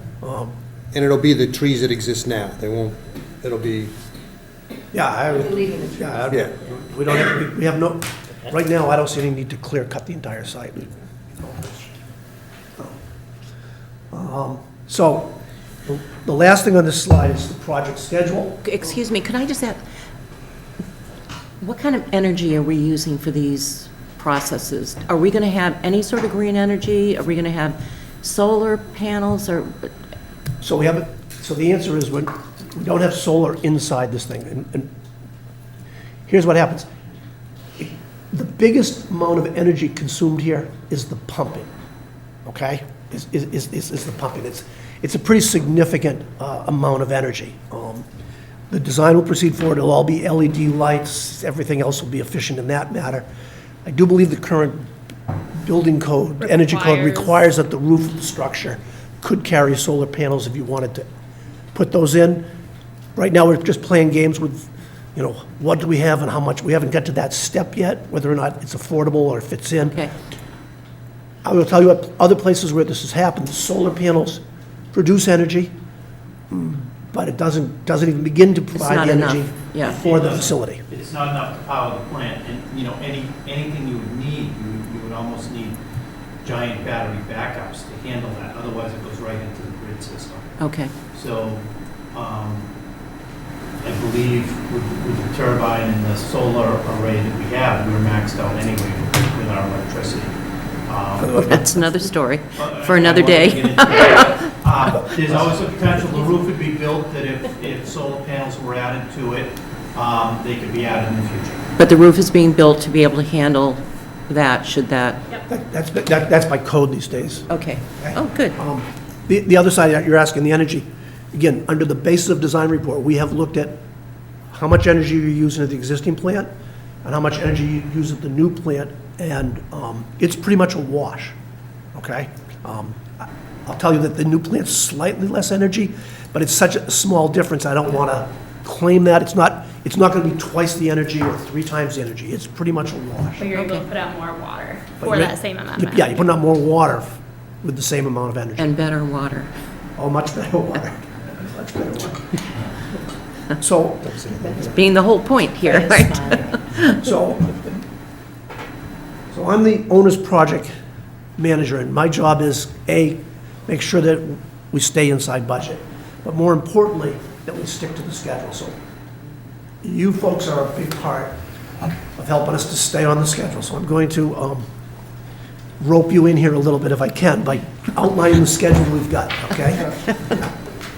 We've got the town meeting vote we're going to, but possibly before the town meeting vote, we'll be back and wanting to start the detailed design so that, again, we'll do the override vote in May. In April of 2023, we're looking at the project being designed, all the permits being in hand, and we're ready to go out for bidding, okay? So basically, a little over a year from now, we are looking for contractors to come to town, award the project, and that's the line I'm going to focus on, because I've been on too many of these projects where things go along and then 60 or 90 days disappear out of the schedule, people go back and forth on things with awards, okay? That won't happen here, I hope, because I just warned you. What we really want to do is start construction in August of 2023. A couple of things in terms of money from the state towards this project. The town meeting vote and the town-wide override vote, that goes into the funding agencies in July 1st. It needs to be by June 30th. By June 30th. And then having the permitting is completed and ready for bidding April 2023, those documents go to that agency again so that they know that you are serious, you are going out to bid, and construction will start in August of 2023. There'll be probably a symbolic piece of construction starting in July because of the fiscal year starts and ends. We think that by 2 years from that date, August 2025, the plant is complete and is ready for testing. And then we have a period of time, which is still under the contractor's purview, to run portions of the plant, to test elements in it and whatnot. November 2025, nice Christmas present in 2025. New treatment plant online, putting clean water into your system. Questions? Board questions? Andrew? You want to bring the lights up? Yeah, I'll just shut my eyes. No questions. I will say one thing, when I visited, just so the public knows, the water that was being tested was, it was like coffee. Oh, yeah. Liquid bad. It was the perfect day to test, to have some of that, and how the system, the plate system cleared it. It's fabulous. So I just want people to know that it was tested under some of the the worst conditions. Yeah. Oh, yeah. We had some rough days. Yeah. I mean, I've been doing this this is my 43rd year of doing this type of work in water and whatnot. In New England, surface waters are generally a lot cleaner and easier to deal with than your surface water. This isn't the Mississippi River, okay? But it's close, okay? So this has been a challenge, and Blue Leaf has been one of our big sub-consultants on the job. There's an outfit out of, based in the Worcester area. They've been phenomenal. This guy named Steve Robbins with Woodward and Curran, process expert, phenomenal in terms of not just saying we're gonna do another 4 weeks of this, of not getting the answer. It's like, those Tuesday calls, this has happened last week, this happened, okay, what are we gonna do? There's a guy in Florida can fabricate for this, it'll take 3 weeks, get it, put it on an airplane, whatever it takes, don't lose the time. Back in September, we needed to do that to satisfy the DEP, or they'd have made us do it again this summer coming up. The DEP's been on board, their man's been here 3 It's times. been great. He's been very involved in the project. He's been here at least Yeah. 2 times. And we keep them regularly informed. That's where we're at. Maura? Thank you. One, will you be building in budget for decommissioning the old site? The project includes raising structures. Okay. And then number 2, just on your last comment, why is our surface water so bad? Is it that reservoir that was just, because I'm not sure of what's So most base of that reservoir? most of the surface reservoirs in New England are deeper. They're much deeper. Deeper. Okay. I can't remember how deep Quabbin is, or the other thing is that the soils of the site are a very hard soil. We did the borings, so you're not getting much groundwater flowing in. A lot of times at a reservoir, you'll get some groundwater flowing in that helps. This really is surface runoff. Okay, so if you think about every time it rains, what happens? That's what you got. There's not much in the way of dilution to help you out. So very, very shallow, but it's been a water supply for you for a long time. And I don't know where you could punch wells to go find this 3 million gallons of water. I don't. Yeah. I have one more question. Sure. And where are we with the expansion of the reservoir? Is that going to coincide with all of this? That would more or less coincide with the second phase. What will help is when they do the reamer The intake evaluation piece. and the intake piece, we will try to keep those going at the same time there. We don't want to put one ahead of the other, and we're going to have to juggle around. We've had, I know Steve has met with the consultant working on it. I don't think Renee has yet. I don't know if you have, but there's been some talk back and forth, and that's one of the things we're going to discuss in the future if we try to do both at the same time. We actually more had a kickoff meeting at the start of this job, and we brought that consultant to the meeting and spent the better part of a half an hour where they said what they were doing, where they were at, and let them know things we were looking at and were doing. So we have been an ongoing conversation. Tony? Yeah, do you have any idea on, we put a $50 million price tag on town meeting. Any estimates on anything like that yet, or is that? Yeah, I mean, I'm working with a number around 47 million on what you look at there. There's some parts that need to be added into that, but what Renee will tell you is, we got to the draft report with that little thing there, and I said, great, now we're gonna find $4 million to get out of the project so that we have enough cushion there. Big variable right now, if anybody can tell me what inflation is gonna be like for the next 2 or 3 years, we've got a pretty conservative number in there for that. We've got a pretty substantive contingency in that number. But yeah, this job is doable at 50 million as long as the economy doesn't go from 6 or 9% inflation to 30% inflation. That's the only caveat I'm going to throw out here. Next year, the inflation is running at 25%. It's a whole different story. And our money market funds will be earning more. Never mind. Anything else, Tony? No. Karen? I like going last because all the questions have been answered, but just to reiterate the buffer zone, that is really critical to the community, and thank you for being mindful of that when we get into the details of the design. Please keep that in mind because that will be important. Okay, this could be a ridiculous question, but I'm going to ask it anyway. The new pump, thanks, don't want to raise your eyebrows. The retention, not retention ponds.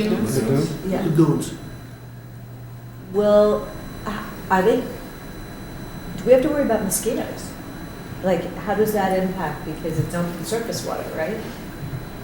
How does, So, and I know it's near the no, that's reservoir, okay. so. It's a reasonable question. So the way the lagoon actually works is when we backwash, that water goes to the lagoon Moves and around. it soaks into the ground. Yeah. It doesn't really sit there for very long, okay? And we use one of those lagoons for like a whole year that way. And then we switch to the other lagoon and allow the dirt that's basically come off the process to dry out some. And then you go in with a backhoe and scrape it up, load it up, and haul it away. Okay, so it's not always a standing pond.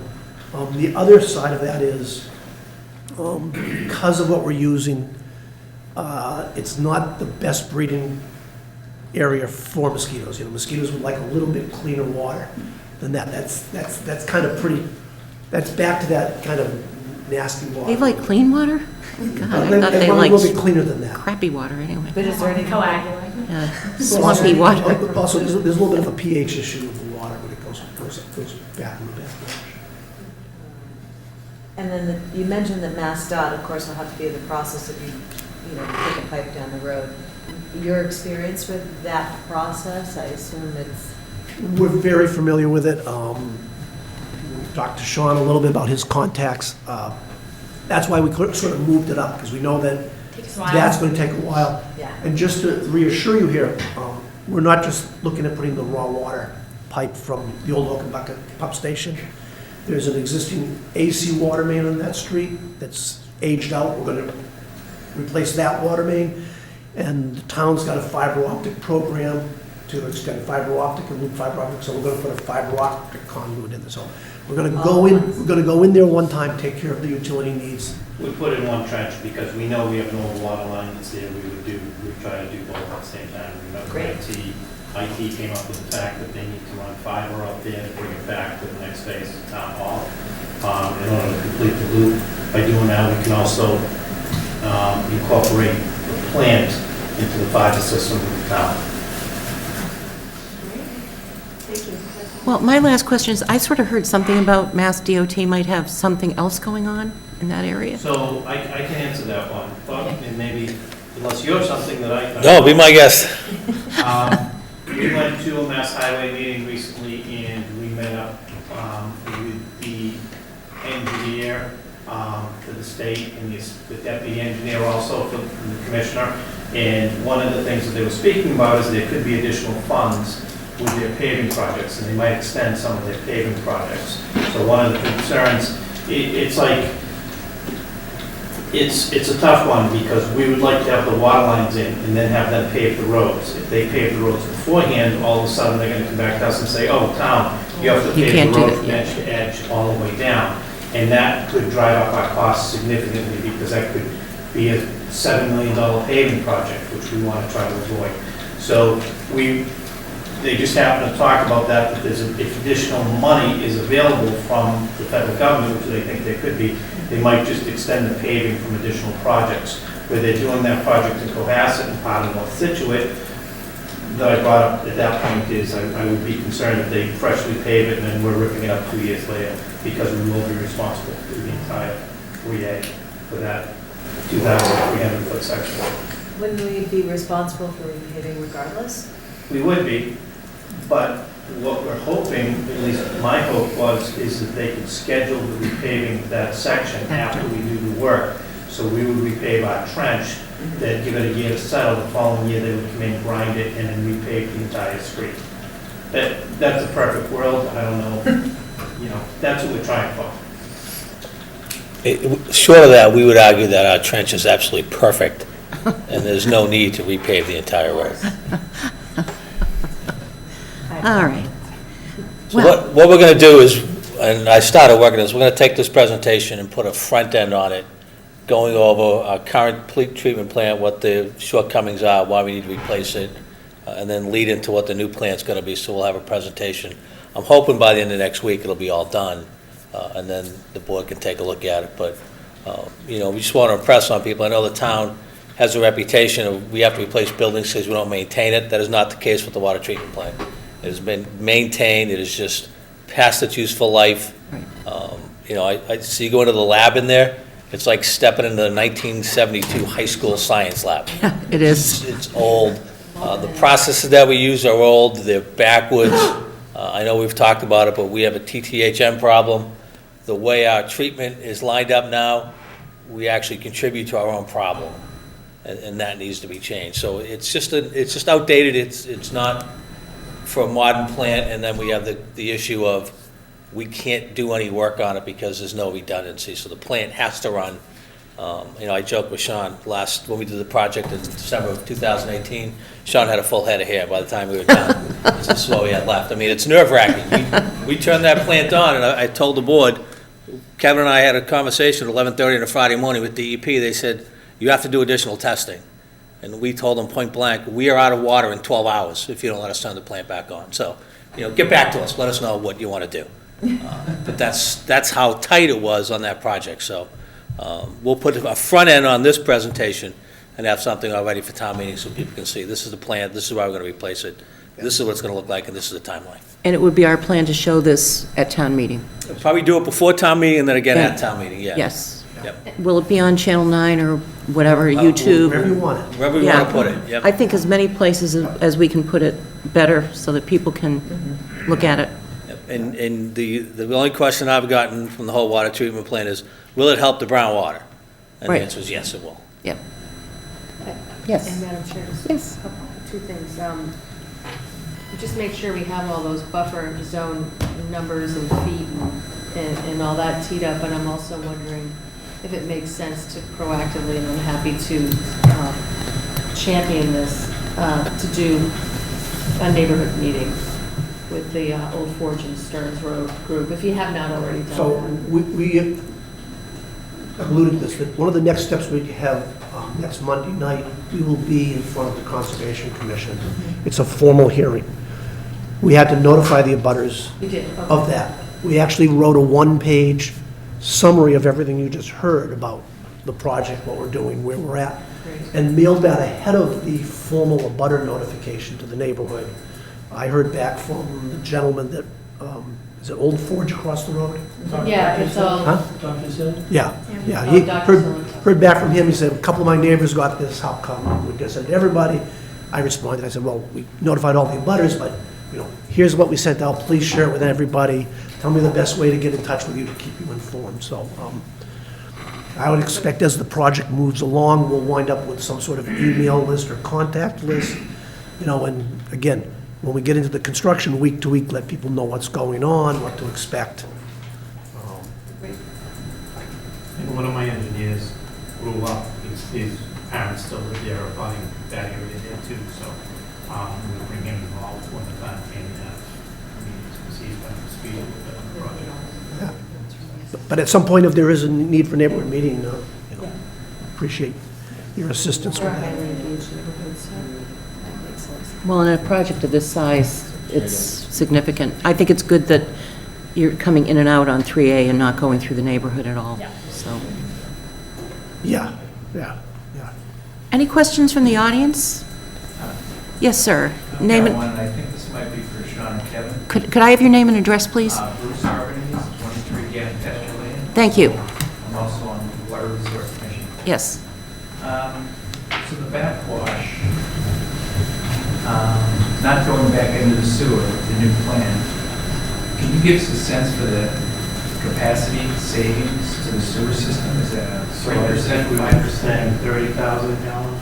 Yeah, I think it's 20 to 30,000 gallons a day from the existing thing goes back to the sewer. On this new plant, the backwash value is going to be a higher value because it's a larger capacity plant. So Right. the new plant's backwash is probably in the 80 to 100,000 gallons per backwash. So we don't want to have to go from 20 or 30,000 going to the sewer now to 80 or 100 with the new plant. Right. Can you give us a sense for, is that 2%, 5%? Well, they handle probably about 1.6 million gallons per day. Okay. So, I can I can do it in my head, but I might. I can't do it in my head. From the water side of the thing, if the plant's going to normally run around 1 to 1.5 water the year, it doesn't have to run for 3 all the time. 100,000 gallons saved every day is a significant portion of the water. Especially for us. Yeah. Thank you, No guys. other questions? No, that's Yeah, great. thank you very much. Thank you for the time. I appreciate you making time to hear about it. Well, it's taken a long time to get to this point, so it's exciting to see it. Thank you. Thank you, have a great night. Madam Chair, may I run out for 1 moment? Yes, You can go along with that. all right. My help. So, our next agenda item is discuss vote 10% administrative fee waiver policies for special events. And the person on the spot is Nancy Holt, Town Accountant Finance Director. No. This is one of those things that sounds simple but probably isn't, so. So you want to preface it? Yeah. We talked, Hi, so thank you for talking about this on the agenda. yes. This came about, again, because we have a request from the St. Patrick's Day Parade to waive the administrative fees. So we came before the board in November 2020, and a very effective special event policy fee structure was voted by the board and implemented. And we haven't had one waiver since then. Everybody, it meets the needs of everybody, it's very clear and concise. You'll see a reporting backup of all of the events over the past year. And just an example of what the special, we broke them into the categories that you voted back in that time so you could have a clear picture. The special event fee paid, whether there was a police detail, and then for 10% administration fee applies. We wanted to bring this to you because of the request from the parade. And we want to be consistent in our application, so we wanted you to take a look. Just as you voted the special event fee, we'd like you to consider voting the administrative fee as well in a similar fashion. So I will let Nancy give you an overview of what the 10% administrative fee is. Okay, Okay? thank you. Can I do a point of clarification? Yes, of before we go course. on, just 'cause I'm so tired. Yes. So we voted just the special event fee waiver. Correct. Okay. Well, you didn't vote a waiver. You basically put in place. We put in place the consistent. The fees non-waiver. that we charge. Consistent fees Yes. that you charge for different types of events, Yeah, correct? okay, but we never did anything with the admin fee. Correct. Okay, got it, sorry. Okay, sorry, Nancy. No, that's fine. So back in 1973, the town accepted this local option statute. And as part of the local option statute, it gives the community, it may charge up to a 10% administrative fee. And across the board, it usually is 10%. I was trolling through different communities today to see if I could find anyone who had a waiver policy or any other stratified type of detail policy. Everything I could find was just flat out 10%. Not everyone pays this. We don't charge ourselves 10% for the details that we pull ourselves, and Mass DOT refuses to pay any administrative fee to any community. So, yeah, they're the state, they can do whatever they want. They can. But this is a revenue source for us. This is one of our local receipts. So just to give you an idea of how much money the administrative fee brings in fiscal '20, it was $45,000. In fiscal '21, it was $60,000. So far this year, it's been $48,000. So not having a defined policy when you're going to waive, how much you're going to waive, or doing something similar to the special permit where if you are a townwide event and you're paying $100, then you only pay 2% administrative fee. If you're, at the next level, then you pay 5%, everyone else is 10%. That way, if you wanted to provide relief, you could provide relief, but you're still generating revenue, and you're not saying we're not collecting anything, we're just following something similar to the special permit. Or you can continue to do what you're doing, but it seems to be almost problematic that you constantly have to say, what did we do last time, what do we want to do this time? And more groups that come forward are like, well, why not me? Why is it okay for them, not for me? So that's why would ask that the board consider doing something similar to what you're doing with a special permit. If the board wants to continue providing this relief on that administrative fee, then that would be one thing to model it after. Of course, I would love it if the board would stop giving relief on this administrative fee, but I understand why you would want to continue to do that. But there is a cost for this to happen. You know, the police details just don't happen themselves. Someone has to, log it in, schedule it, and then call around if we don't have, our own officers can't do all of the police details, which they don't. Sometimes we have Plymouth County Sheriffs working for us, and we have other communities that pick up some of the details, because there's just too many of them, especially in the summer. And it's not just police. I gave you an example here of Heritage Days, for example. It's fire, police, DPW. And a lot of work goes into planning these meetings in advance. We meet with these, we are town services, but we do spend a lot of time in different meetings with different departments, not just town hall, but also each of these departments that are not billed at all. Police detail is by far the largest. Yeah. Fire details are few and far between. And they need a consistent policy to follow also.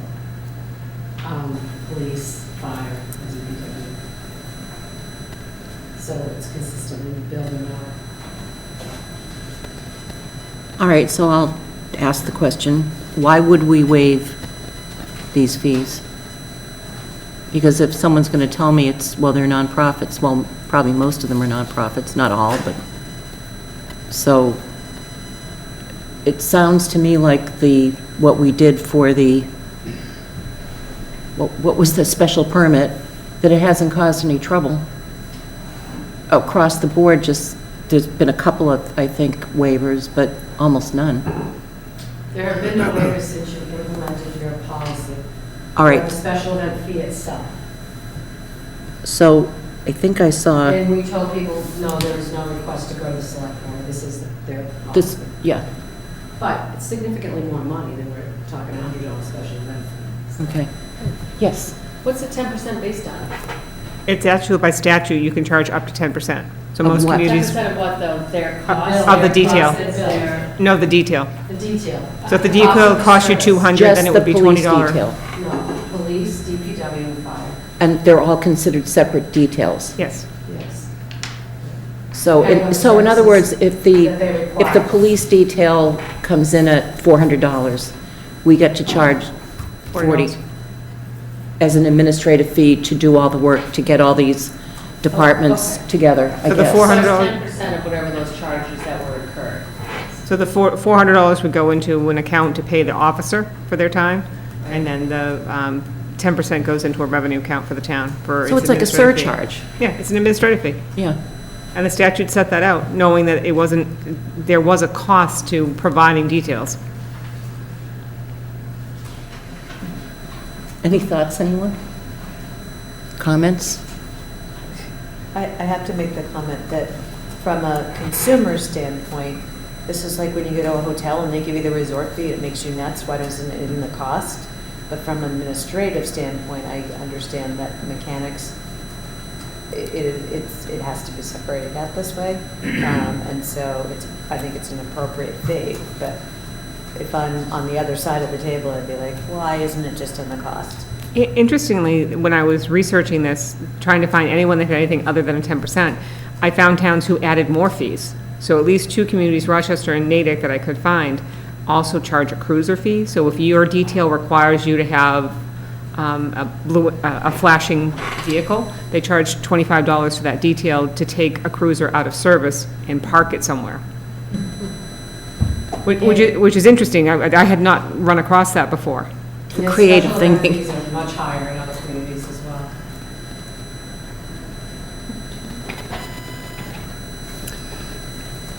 I mean,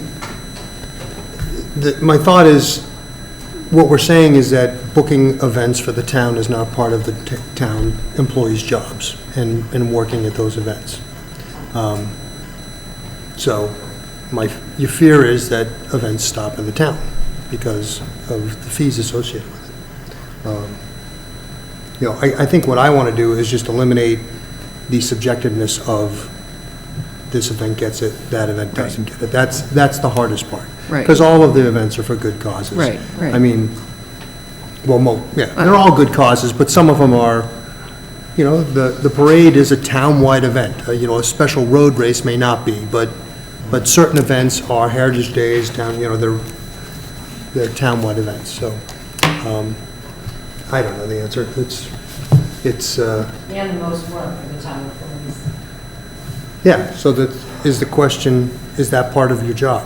Is part of the job of the DPW to help town events occur? That's the dilemma. But I do want to get it, I do like the fact, the special event fee, that we're not dealing with it. We made a policy, and we don't have someone sitting in front of us asking us for something, and invariably, one of us know the people, and it's a great event, and it's hard to say, no, pay the extra money, so. And this is really the same thing. Yeah. We just want to apply it consistently. Yep. I mean, in looking at this, the reason why I asked Deb to help me put this chart together and break it down into, it could be as simple as any community and nonprofit and large-scale events pay the fee. And any town-run community-based event do not, which is really what we've been doing, as you can see from the chart. But as Tony said, it's not fair to charge one group and then, waive it for the parade. Yeah. Unless there's a way to, and there isn't, a way to say, this event is for the whole town, and maybe you cap it. But I don't want to make it that complicated, if we think that 10% is too much, then reduce it to 5 or something. And, if the number is too big, then let's just change the number, but get away with the back and forth for every event coming in and asking for it, is what I would recommend. Well, if the town adopted the 10% by the state statute, I assume the state wouldn't care if we were charging less, but we couldn't charge more.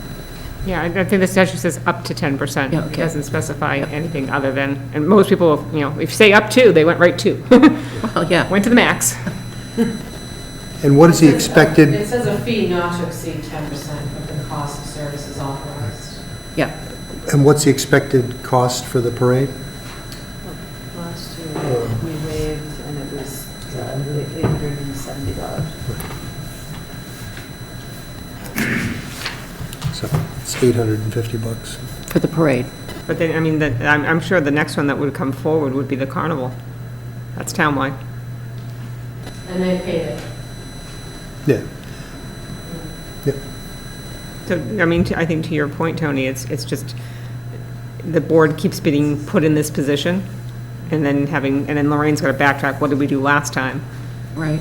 And it's not something that has to be decided tonight, but, if you want to provide some sense of where you want to go, or if you Well, just want except, to... are we being asked to waive Because the the police fee? is doing the billing for the parade on Monday. Oh, for the We St. have to at Patrick's least Day. decide the St. Patrick's Day parade tonight. We have to decide St. Patrick's Day tonight.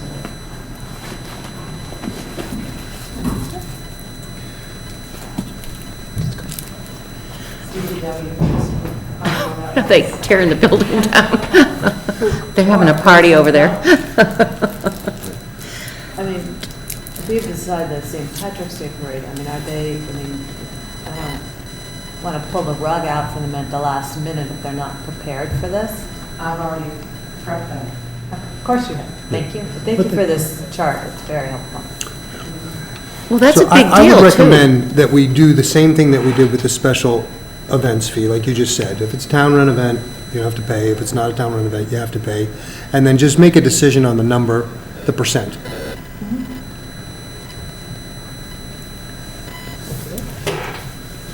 Any more discussion?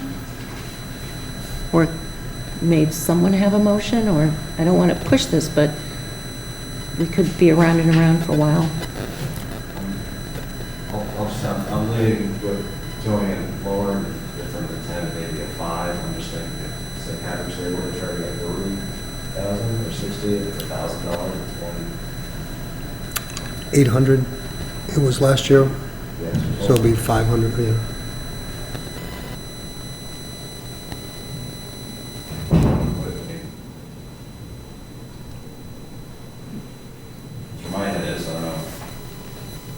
Well, I don't want to pick on St. Patrick's Day Parade, but it's a big deal in terms of police and routes and trash and all that, and I'm not aware of what their profit status is. I don't know if they benefit a particular charity. I just don't know. Yeah, no, but you bring up a good point, I think of scheduling the police could probably be a fixed cost, but certainly the trash pickup isn't, The Right, bigger but the they event. pay for that directly, right? They have to pay for. I don't know if I don't even think DPW charges them for that. I don't know what DPW charges. Yeah, they charge for barrels and They do charge for that. horses yeah. and things like They did that. put it in the new special event policy, yes. Yeah.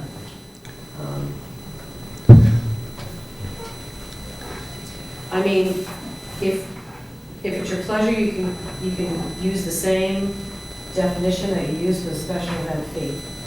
And then, as Tony and Andrew mentioned, maybe you don't want to keep it at 10%, but I thought you told me it shall be 10%. No, it's May. Out of the mass. It's May. Where do the fees go, Nancy? It's general fund revenue, it's a local receipt. So in these times of declining library fines, we need all the local receipts we can get. You do. Declining You get no library money. fines? Yes, now they auto-renew. It's part of our network. Tax delinquency. And they would like to go to a fee-free library. I'm just, that shall be deposited. Anyway, I'm sorry, folks, I'd just like No, to, it's May. thank you. Move to charge the 10% administrative fee for all special. May Yeah, establish a fee, Yeah, according, not to exceed 10%. Sorry, we were kibitzing, I apologize for being so rude to the board. So we have a motion on the floor. Mr.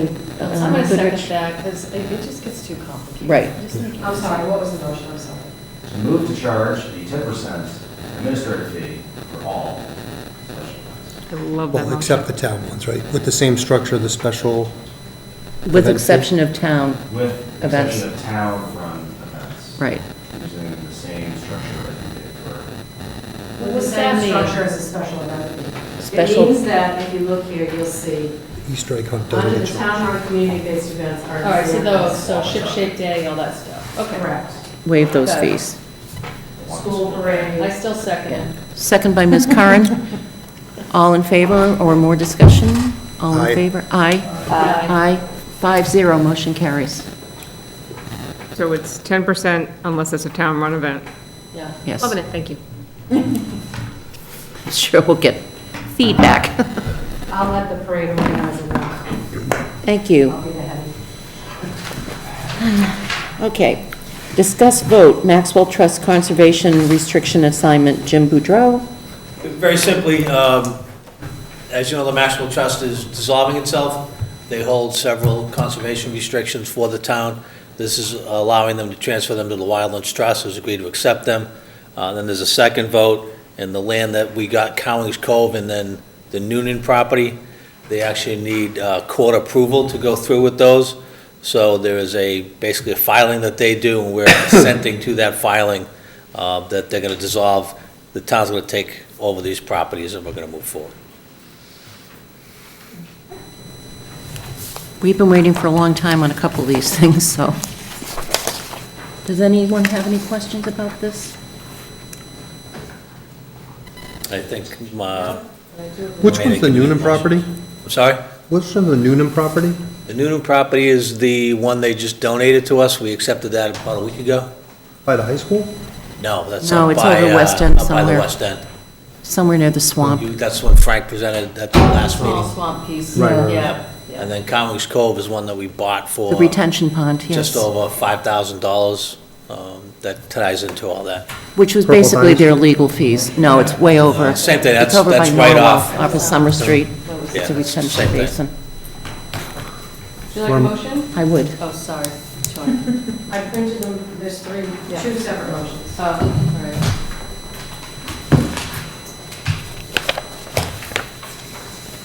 Did you want to go? I move that the select board vote to approve the assignment and transfer of the following two conservation restrictions from Maxwell Conservation Trust Limited, a Massachusetts nonprofit corporation, Wildlands Trust, Inc., a Massachusetts nonprofit corporation, Wheelwright and Jordan Construction, Conservation, yeah, you're right. Conservation restriction recorded with the Plymouth County Register of Deeds in book 40062, page 97, and the Norfolk County Register of Deeds in book 28901, page 424, and number 2, Monsey conservation restriction recorded with the Plymouth County Register of Deeds in book 34045, pages 159, 171, to carry out the purposes, obligations, and duties of the Maxwell Conservation Trust Limited, and return the provisions of the conservation restrictions in accordance with section 1 and section 6 of said documents respectively. So moved. Moved by Ms. Curran, Second. all in favor, no, moved by Mr., I'm sorry, Goodrich, second by Ms. Curran, all in favor? Sorry, she got first. I did it wrong. You're rewarding You people did that it make wrong? mistakes, Ms. Conley. Oh, no, I'd never do that. All right, motion carries 5-0. We got that straight, Lorraine? I got it straight. Thank you. Second motion. I move that the select board assent and execute the motion for the entry of final judgment in the associated deed petition, stylized Maxwell Land Trust Limited versus Morability in the town of Scituate to allow transfer of the unit property and Cowan's Code property, Code property to the town of Scituate by gift in advance for consideration respectively. Second. It's second by Ms. Curran. It sounds like Dickens has arrived in the room. All in favor? Aye. Aye. 5-0, motion carries. Back to my agenda. Which one am I going to skip this meeting? Widows. Discuss vote award of Widows Walk restaurant lease. I won't miss that one. Jim Boudreau, Town Administrator, good news? Good news, as I reported to the board last time, we had 2 bidders, Mother Anna's of Pembroke and the Hibernian of Scituate. Those were reviewed by 4 of us, myself, Nancy, Ian, and Jim Forsgard from the Widows Walk Committee. Each one was scored based upon the RFP. The highest of the 2 was Hibernian at 162 points to 76 points, so far and away over and above what Mother Anna's. Really, I think Mother Anna's put their bid together in a very short manner, and they were missing a lot of the stuff that we needed to really objectively score it and rate it. So the Hibernian was our highest score. We are recommending that the board do a 3-year contract with 2 one-year extensions. They're excited to get started and get that up and running. Probably won't be fully operating, I don't think, by the start of golf season, April 1st. But I think they should be up and running. Once we execute the lease, then we'll start meeting with them and get them ready to go and get going in there. And I know some of the board members want to get out and look at it. Let me know when you're around. Either I'll take it out or I'll make sure Ian's down there and you get in and take a look. But it really, the clubhouse really, I have some pictures I can show them you afterwards, but the clubhouse really looks nice. I think it's going to be great. Great news. Yeah. Nice to have a local company, Yeah. too. Are we going to be able to see the lease? Do we vote the lease, or are we? Do we put a copy of the lease in here? Yes. Is a copy, I don't know if there's a copy of the lease in there or not. I can send it to you. All their backup paperwork's in there. The lease was being reviewed by town council, and town council asked to award the lease to just make it subject to her provisions. Yeah, it's usually our standard lease, Tony. Say it again? Standard lease, if you want the bid terms, that's the bid terms for the money. Do we, what are the options for both, either way, or just? For renewal? Yeah. Is there mutual termination? Scrolling through. There is termination language in there that's mostly for us. Mutual discretion. Terminate the lease if we're not happy with it. I know. You want to see that? If I can find it before I do.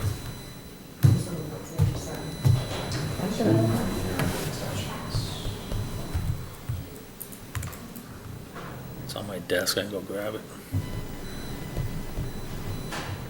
It's in the bid pack, right?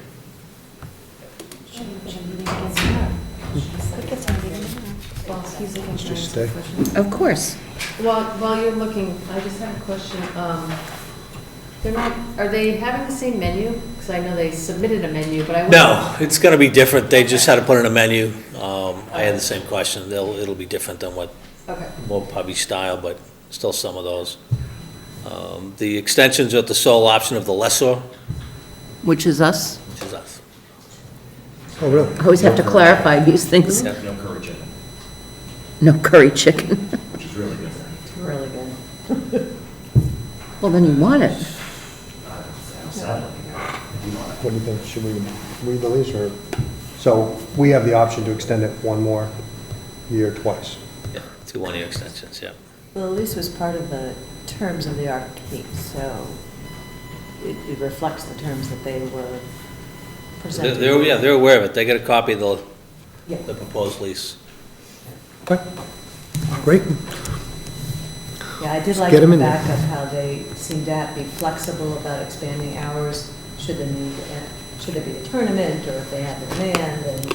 So their plan, is, especially with breakfast, to start with just breakfast sandwiches with full breakfast on the weekends, and then depending upon demand, to expand that. Maybe have a little takeout window. Yep, take a window It's there, totally the next to the our- office bill, just come in and grab their food and go. Okay, So, great. And they're gonna try and be open year-round. it is a year-round lease. Yep. Nice. Great, good job. Motion? Motion, please. Move that the select board award a lease of municipal property for restaurant and bar concessions at the Widows Walk Golf Course to Hibernian Tavern Incorporated, commencing on April 1st, 2022, pursuant to their response to the Town of Scituate's February 2022 request for proposals for an initial term of 3 years with the option of 2 one-year extensions pending any Subject to town council's, Revision. town council's review. Motion by Ms. Curran, second. Second by Mr. Goodrich. All in favor? Aye. Aye, 5-0, motion carries. So exciting. Great news, couple of weeks. Yeah, Ian's in the process of getting the pro shop up and set up, and that should be ready to go. Golf course is closed to walkers, I'll announce that later, but the golf course is closed to walkers now, while the grounds crew gets the course ready to open, but it's really, just doing that building and doing the parking lot, the curb appeal is It's amazing. 1,000 times better. Yeah. When you go around the back, you will see up the back, we didn't pave all the way up around the back because we didn't have the funds, it wasn't part of the contract. But we have some money in the special town meeting so we can finish cleaning up that area kind of right outside the clubhouse and the 10th tee up there and pave that and get that all matching the rest of it, so. Great. We also have to prepare an ABCC application to do a change of manager and change the DBA for the new restaurant. Because we're, right now, it's Ian, right? It's us. Yeah. It's the town. But we own it, so. Yeah. We'll be working on that to get that ready. I Awesome. know they're really excited, so It's great. It's a great deal, great place, brand new everything, Should be great. great restaurant, so awesome. Proud of that project. Reading the Yes. job 9 o'clock is a I Thanks. need that sheet back, whoever What? has it. down there. Thank you. It's in our backup, too. I got it, Andrew. Yeah, I didn't mean to read that menu at 9 o'clock when I'm starving. So next on the agenda, we're only a few minutes behind. Discuss, vote, assign projects and articles for annual and special town meeting. The public may not be aware of the lighting of the lighthouse was. Oh, I'm sorry. See, I did skip something. I do every meeting. Yes, the lighthouse lighting has been withdrawn for a whole number of reasons. By the historical society. Yes, so. Discuss, vote? So I think that we've only not voted the planning board articles, or just the cannabis articles. I think we voted the other articles. You didn't do 17 through 25, Madam Chair. So we didn't do any planning board articles. No, we weren't sure if they were changing language until they took their votes. Right. So 17 through 25, you have a summary that is printed.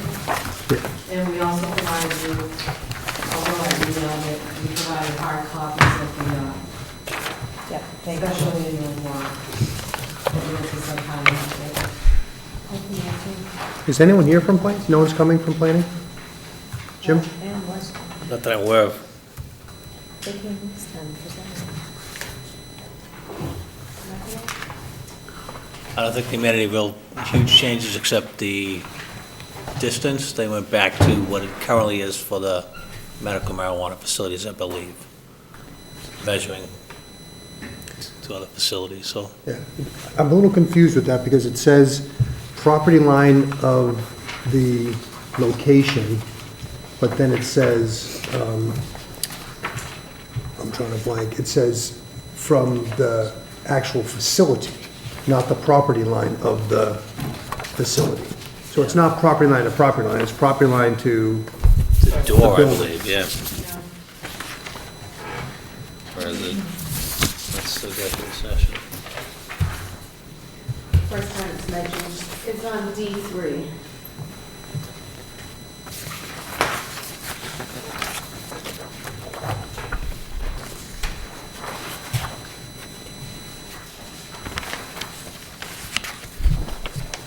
Is there a reason why they did that? Was anybody listening? No, I was at, where were we at? Some other meeting.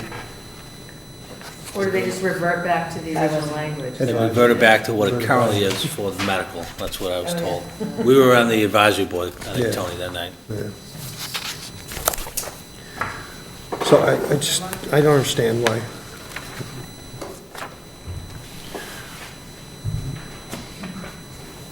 They voted all but one to support these, right? Is that correct? Planning board? Planning board voted, I believe, 5-0. 5-0 in support of all of the articles. I believe so. Okay, I was just confirming. Does anybody know that? Do we have that confirmed? If you look at your planning board report, which one do you want, the medical marijuana or the other one? Emery, did you watch that? I did, yeah. Did they Emery work? Galvin, 81st Parish Road. The only one that they was not unanimous was the general bylaw. Stephen Pritchard voted against. That's removing the ban. But that was the general, not the zoning. So the Okay. zoning has 5-0 and the moratorium lift in the general was 4-1. Okay, thank you. Yeah, I did email out the specific vote for each article at the beginning of the. Yeah, that's, I remember that one and I got confused. That's what I was digging So- up. And that was a separate email, Lorraine? I'm sorry. Yes. Yeah. that I received from Okay, Karen. thank you. Yeah. I have them all for. All right, so we need to vote 17 through 25. Correct. So I'll make a motion to approve Article number 17 as written. To support, sorry. That's, And that was nothing to do with marijuana. right. Second by Ms. Curran. All in favor? I'm sorry, hold on a second while I catch up. So that, That's the VCN? yeah, okay, And that was the housekeeping thing, definitions. okay. Yep. Right. Yep. Oh, I even wrote my vote down. Yep. So I have a second by, I'm sorry, Mr. Vignani? It was second by Ms. Curran. Thank you. All in favor? Aye. 5-0, motion carries. And I'll make a motion to approve Article number 18 as written. And that's the rat tail lots. Yes, the rat tails. Second. Second by Ms. Canfield. All in favor? Aye. Aye. 5-0, motion carries. And then 19 is the derelict buildings. Yes. That was, Brought forth by Bob Vogel. right. Say it again? This is one The brought Bob by Bob Vogel. Vogel. Right. Oh, right. I make a motion to support Article number 19 as written. Motion by Mr. Vignani, second by Ms. Canfield. All in favor? Aye. So the remaining articles, up to what, 25, Nancy, we said, those all didn't deal in some manner, way, shape, or form with marijuana.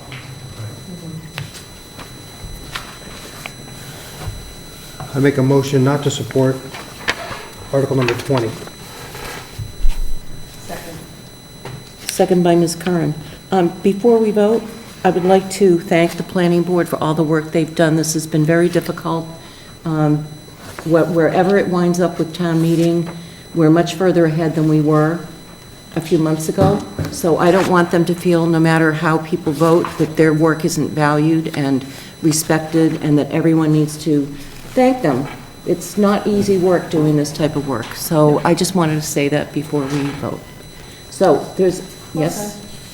There's a motion on the floor to not support Article 20. And a second by Ms. Curran. Second by Ms. Curran, thank you. All in favor of not supporting Article 20? Aye. Aye. Aye. Opposed? Opposed? So 4-1, motion to not support Article 20. Can we do discussion for a minute? Of course. I just want to be clear, I do thank the planning board as well, but when I learned, and this is why I'm voting the way I'm voting tonight, when I learned that we could put an option in front of our town to limit the number of establishments and the type of establishments that we have, and we haven't done that, I think that should have been done first. And if we still have time to do that, I think we should, but I understand that maybe we don't, but I think that should have been put for the townspeople to decide whether we wanted soup to nuts, every type of form of this industry in this town. So that is where I am. Well, I'll say my votes are based on what I think is there's still some outstanding questions. So that's the way I feel about it. So Article 21. I make a motion not to support Article number 21. Second. Motion by Mr. Vignani to not support Article, am I on 21? I get lost in these pages. Second by Ms. Canfield. All in favor of not supporting Article 21? Aye. Aye. One opposed. Make a motion not to support Article number 22. Second. Second by Ms. Curran. All in favor of not supporting Article 22? Aye. Aye. Aye. Aye. 4-1, motion carries, one opposed. Make a motion not to support Article number 23. Did we do 22? Yeah, we just did. Okay, thank you. Article 23, zoning bylaw amendment to prohibit marijuana establishments. Wait, we need to read that. Yeah, this is the prohibition So it's removing the prohibition that's in the zoning bylaw. versus the general. This one, the second one is zoning. The 23 is zoning. 23 is The one zoning. we're doing And now then, is zoning. and then the Article 25, which is not a zoning, oh, It's the general. it's The general bylaw. a general bylaw? Okay. So motion by Mr. Vignani to not support Number Article 23, 23. which is lifting the ban on the zoning bylaw. Second. Second by Ms. Curran. All in favor? Aye. Aye. 4-1, motion carries. So now 24 is the The excise tax. yeah. Right. So I make a motion not to support Article number 24. I think they all have to be, Yeah. Well, if you can't tax something that Right. doesn't exist, Yeah. You could You want your try. money. we could try, but it might not work. tax them. So, Marshfield one. second. Second by Ms. Canfield. All in favor? Aye. Aye. Aye. Okay, 4-1. And I vote not to support Article number 25, which is the ban in the general bylaw. Second. Second. Second by Ms. Curran. All in favor of not supporting Article 25? Aye. Aye. 4-1. We need to be consistent, right? Good, Madam Chair, can I? Yes? I wish we did have planning here. Could we revisit, I don't know if we'll revisit, but on Article 22, which is the amendment to get rid of the temporary moratoria. Oh, you're right. Right. Is that just housekeeping? Yes, it's expired, so we actually should probably revote that because I That's- think it's that's why just, I was- it's got to go away.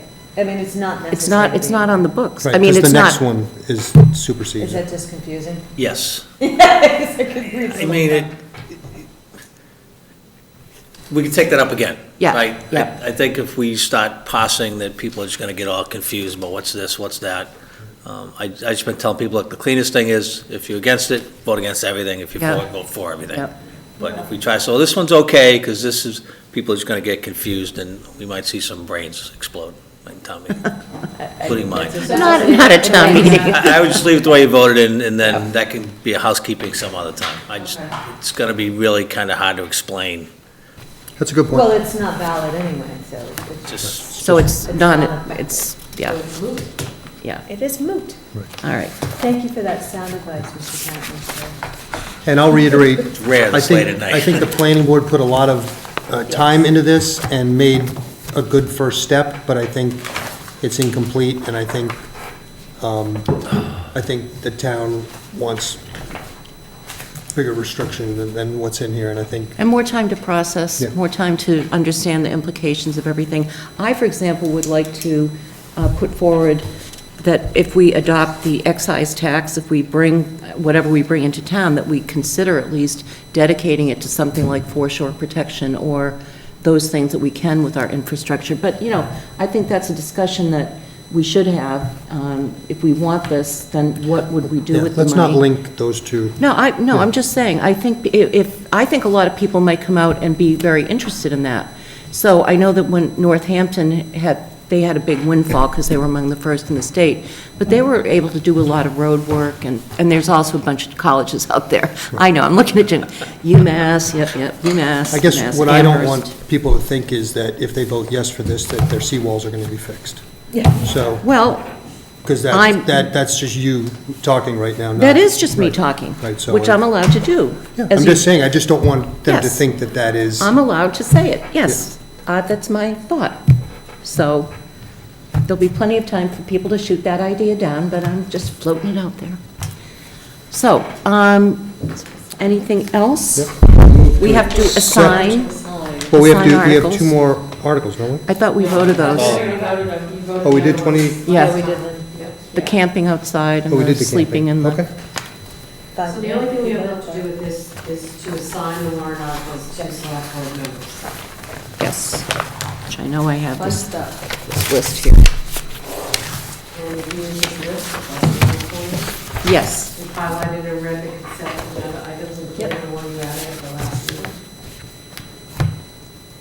meeting. Ready? yes. So, is it my understanding that usually the chair does the special town meeting the first 4? And Yes. that someone else would like to, I think, do the debt exclusion? So you 1 do through 1 4 through 4. would be me.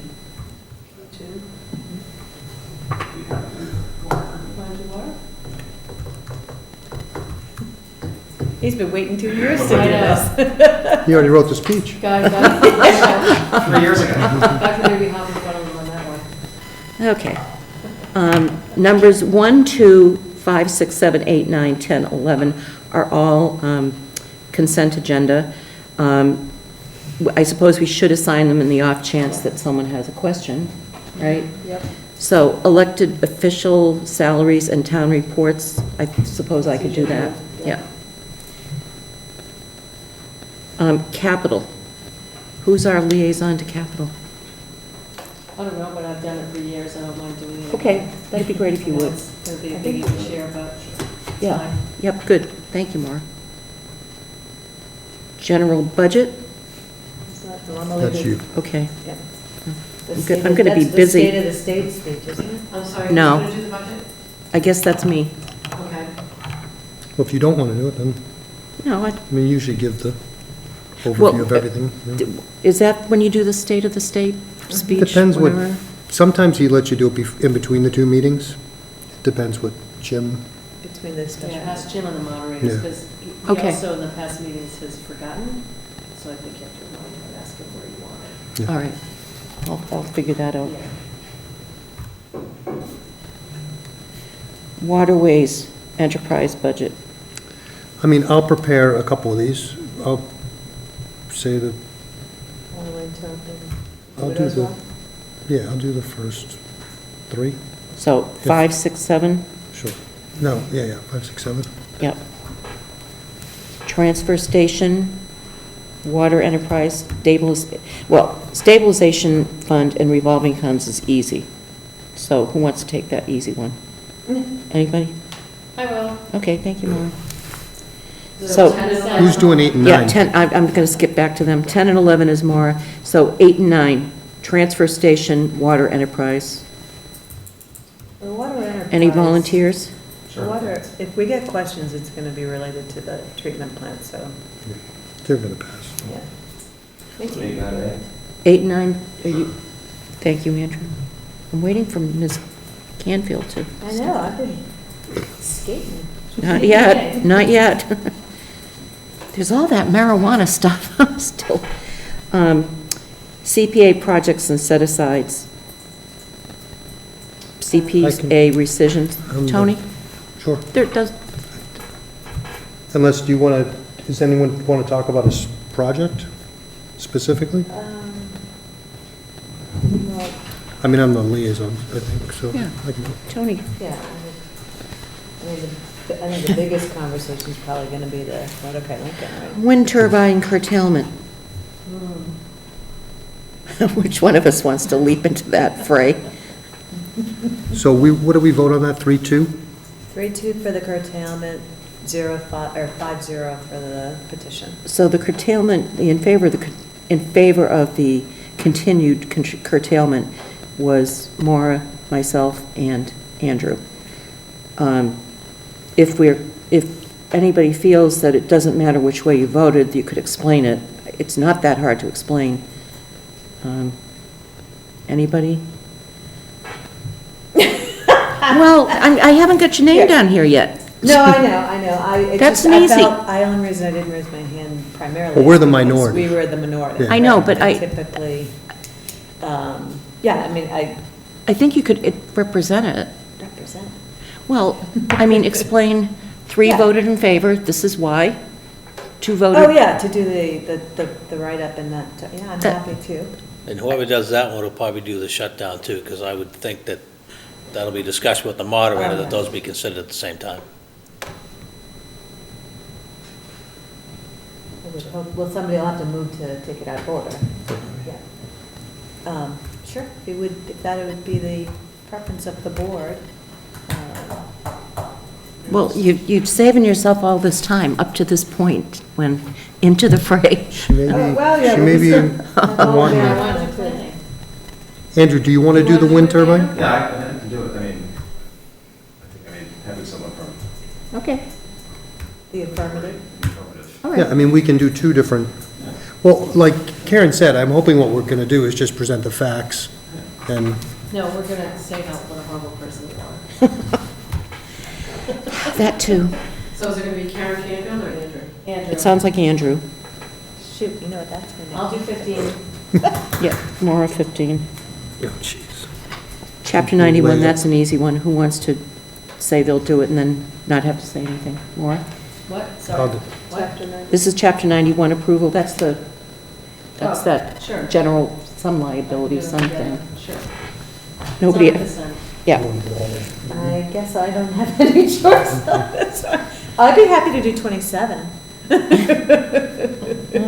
Okay, we're not there yet. About 26, the tenting. What? Oh, the 10, yeah, no, so we have. so- Let's get to the zoning bylaws. So the zoning ones that I should do, I would be happy to do. That's a planning thing. That's going to be a long time. So, we'll do all of them? Yeah, that's what I'm thinking. Yeah, Really? I think. Well, so Or the if you zoning- want, I I'll guess do the so. ones that aren't marijuana, if you want to do the, All right, so Tony will do 17, 18, 19. sure. Thank you. That's my jam. The K1 is 20. Do 26. So 21 through 25. Have her do through 27. Yeah. All right. 20 through Well, 27. guys, if this is night 2, that means Karen's going to be up there the entire night, just so you know. All right. I mean, I'm just setting expectations. Wear comfy shoes. Okay. All right. So, You know what, actually, I do need to mention something to the board. This is actually works out very well because I have a flight that's supposed to land on Monday at 2:30. And God forbid something go wrong with that, then, and we go to a. so you're later in the meeting, So if I'm not, later in if the not meeting. the next night, But Tony will potentially. back me up if something goes wrong. I heard it. I heard it too. It's on tape. I saw it, an affirmative Yeah, So, nod. I didn't actually do that intentionally, but that would be probably good planning. All right, so Karen, you're 21, through 25? 20 through 27. 20 through 27. All right.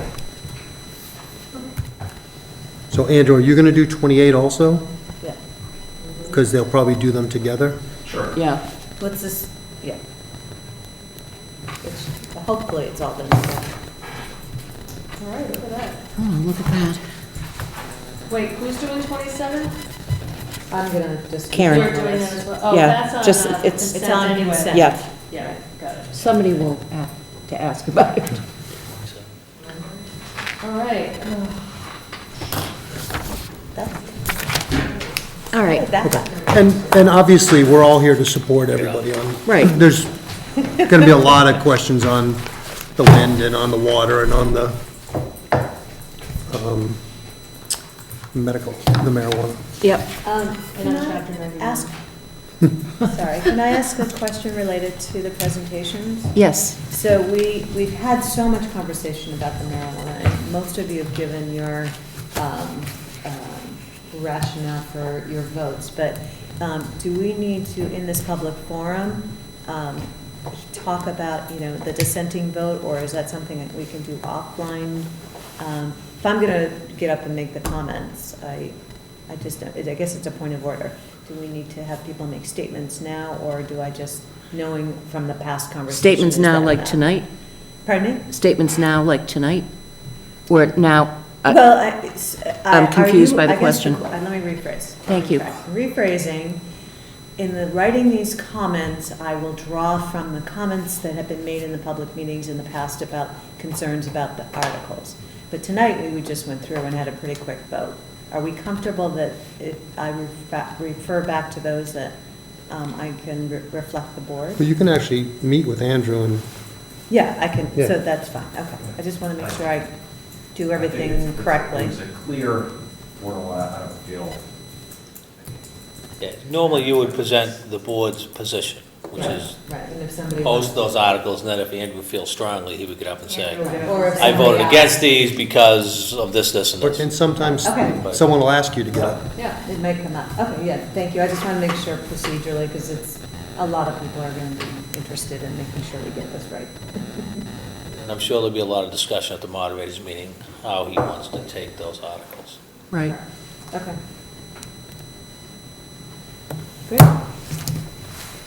So done with that. New business, discuss vote drain layer license renewal, Walsh Management. Does anyone have the drain layer motion? Move to approve renewal of drain license for Mike Walsh of Walsh Management. Second. Second by Mr. Vignani. All in favor? Aye. Aye, 5-0. Motion carries. Next is discuss vote one-day wine and malt for event April 1st at the Scituate Maritime Center, 3 to 7 p.m. Move to, that the select board approve a one-day wine and malt license to Lavishly Done Catering for a private event at the Scituate Maritime Center on April 1st, 2022, from 3 p.m. until 6 p.m. Motion by Ms. Canfield, second. Second. Second by Mr. Vignani. Point of order? Yes. I think it's 7 p.m. Pardon me? 3 to 7. I think it's till 7 p.m. What did I say? You said 6. So amended? Picky. Yeah, I know. Gonna get the You license gotta right. get it right. Discuss vote renewal of seasonal liquor license for Scituate Beach Association. I will note that today we received 2 pieces of correspondence, one from Ms. Shepherd, who lives in the area, and I will editorialize that I've seen this letter a number of times in years prior. Mr. Glowak from the Scituate Beach Association sent a letter that basically was kind of in reply to Ms. Shepherd's situation. I did ask Lorraine to check with the police department to see if there were any complaints, calls, whatever incidents at the Scituate Beach Association last summer, and the answer from the chief was no. So appreciating Ms. Shepherd's numerous issues, it seems to me as though the Beach Association has been trying to, address her issues as members. Is there anyone here who would like to Are you Mr. Glowak? I am not Mr. Glowak. Okay. I don't know Mr. Glowak, so what do I know? So, Pete Menick, 140 Turner Road. Thank you. Former Beach Association president, member of the board of directors of the Beach Association. We have worked for the past few years to address Ms. Shepherd's concerns. And some have been met, some I think are a little bit hyperbole and over the top. She's looking at her opinion. Right. We've had our liquor license since 2017 at this point. There's been no incidents, no issues with the police, no issues with anybody. We're just a simple little neighborhood social organization that's been around for almost 100 years. And we'd like to keep it that way. I do have, may I ask Of course, I just yes. had one question. Her concerns about the marsh and parking by the marsh, can you elaborate just a little bit, like what steps you as an association have taken to address that piece? Sure. I think as was indicated in the letter. Yeah, I didn't see Todd's letter, so I apologize. What's that? I did not see Todd's response, so I Sure. apologize. So I actually met with, I'm drawing a blank right now, but the conservation officer. Amy Walkie? Thank you.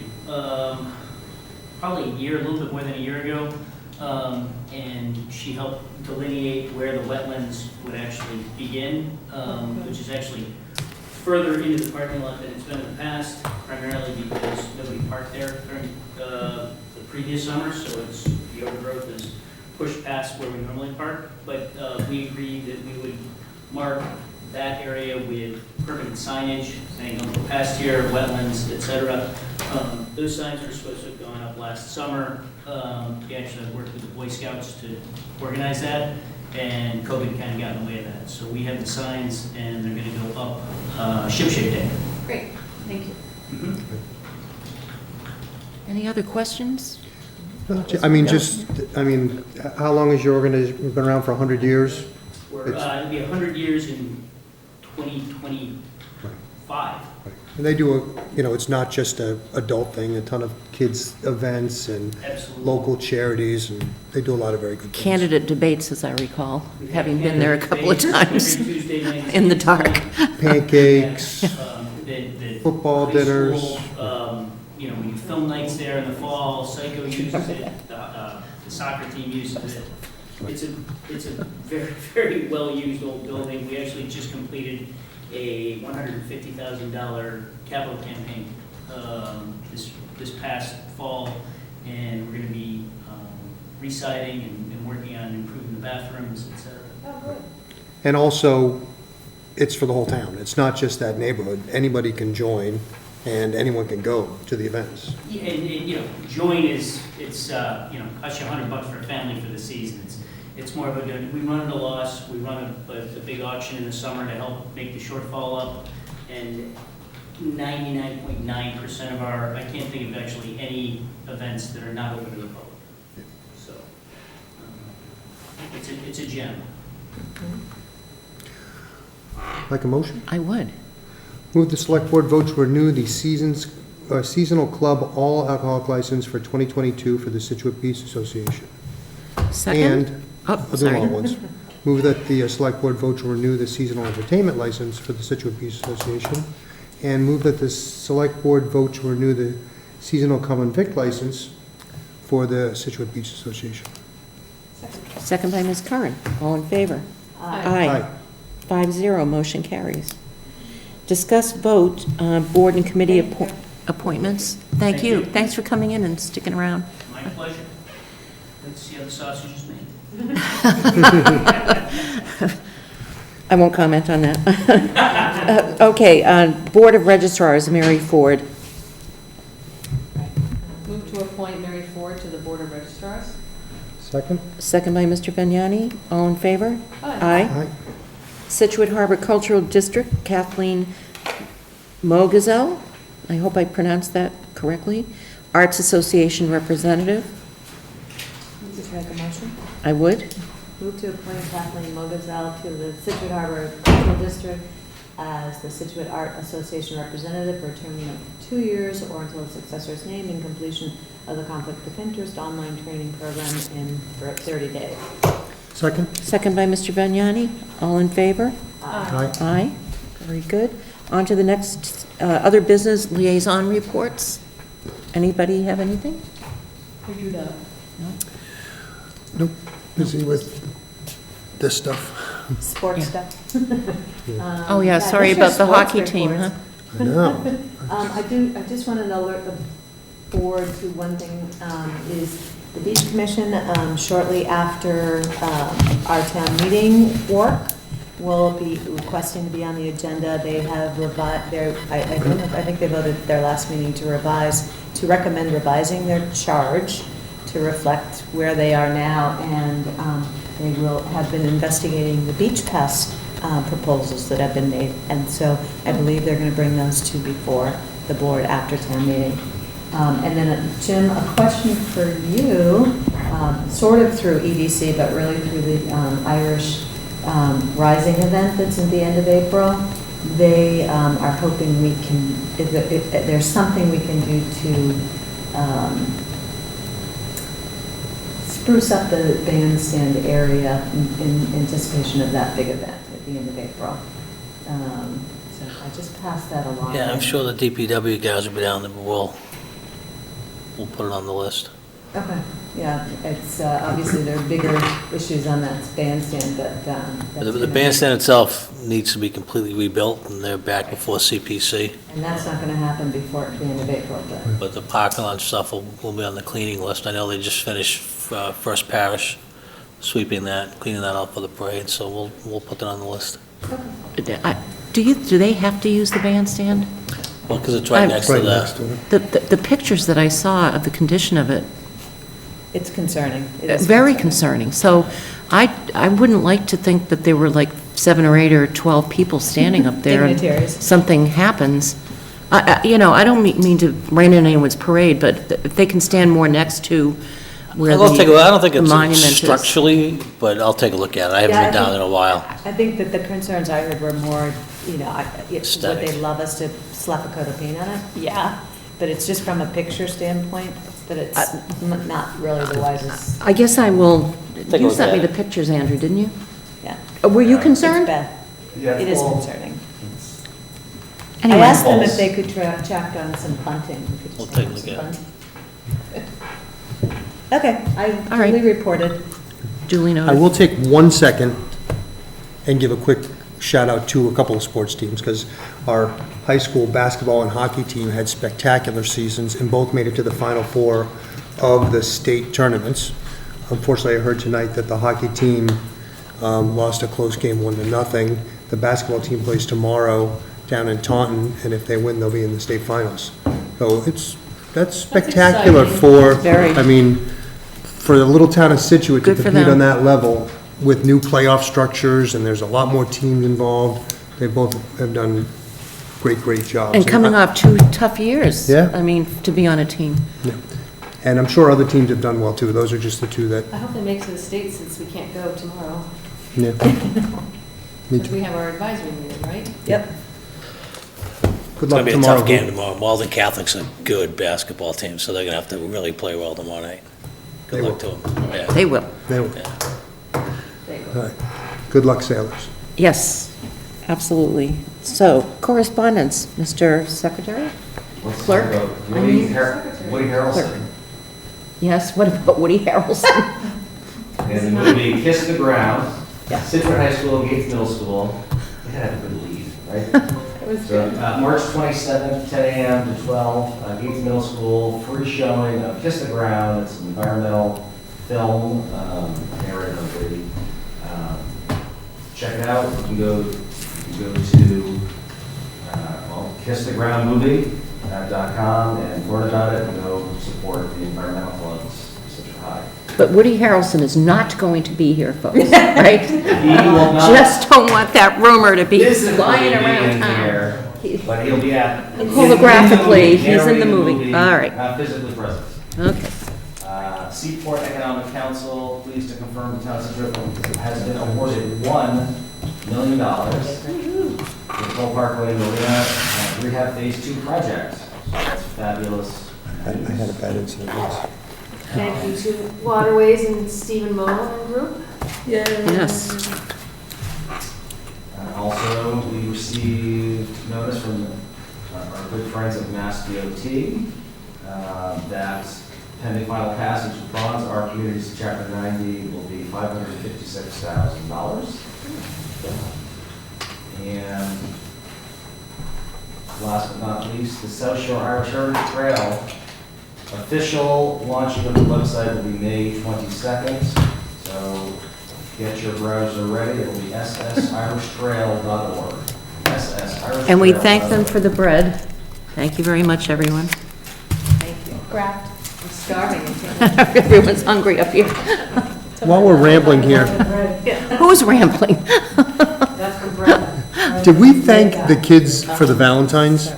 Yes, we sent a nice thank you. Okay, though, they were spectacular Yeah, they this were year. great. So, I want to thank the, I think the third and fourth graders maybe from I Wampatuck. think it was the third grade. Yeah, It's usually the third grade at Wampatuck. Yeah. And we sent a nice thank you. great, thank you. And they're all over town, too. Different departments got them, and so, thank you to them. Anything else? That's it?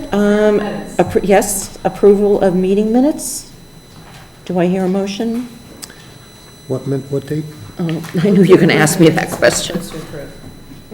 What was the date, Lorraine? I'm sorry, I had it and then I lost it. I believe it's March 7th and 10th. I don't know, March 7th and, I have to. March 1st. March 1st and 7th, is that right? Correct. March 1st and 7th, thank you. That's right, we had an extra meeting. I spent so much time on them, I'm brain dead. I know. Second. Second by Mr. Vignani. All in favor? Aye. 5-0, motion carries. Adjournment and signing of documents. Do I hear a motion to adjourn? So moved. Moved by, I'll say Ms. Canfield. Second by Ms. Curran. All in favor? Aye. Aye. 5-0, motion carries. Good night, everybody. You know, we never got a town administrator's report. Oh, I'm sorry. No, we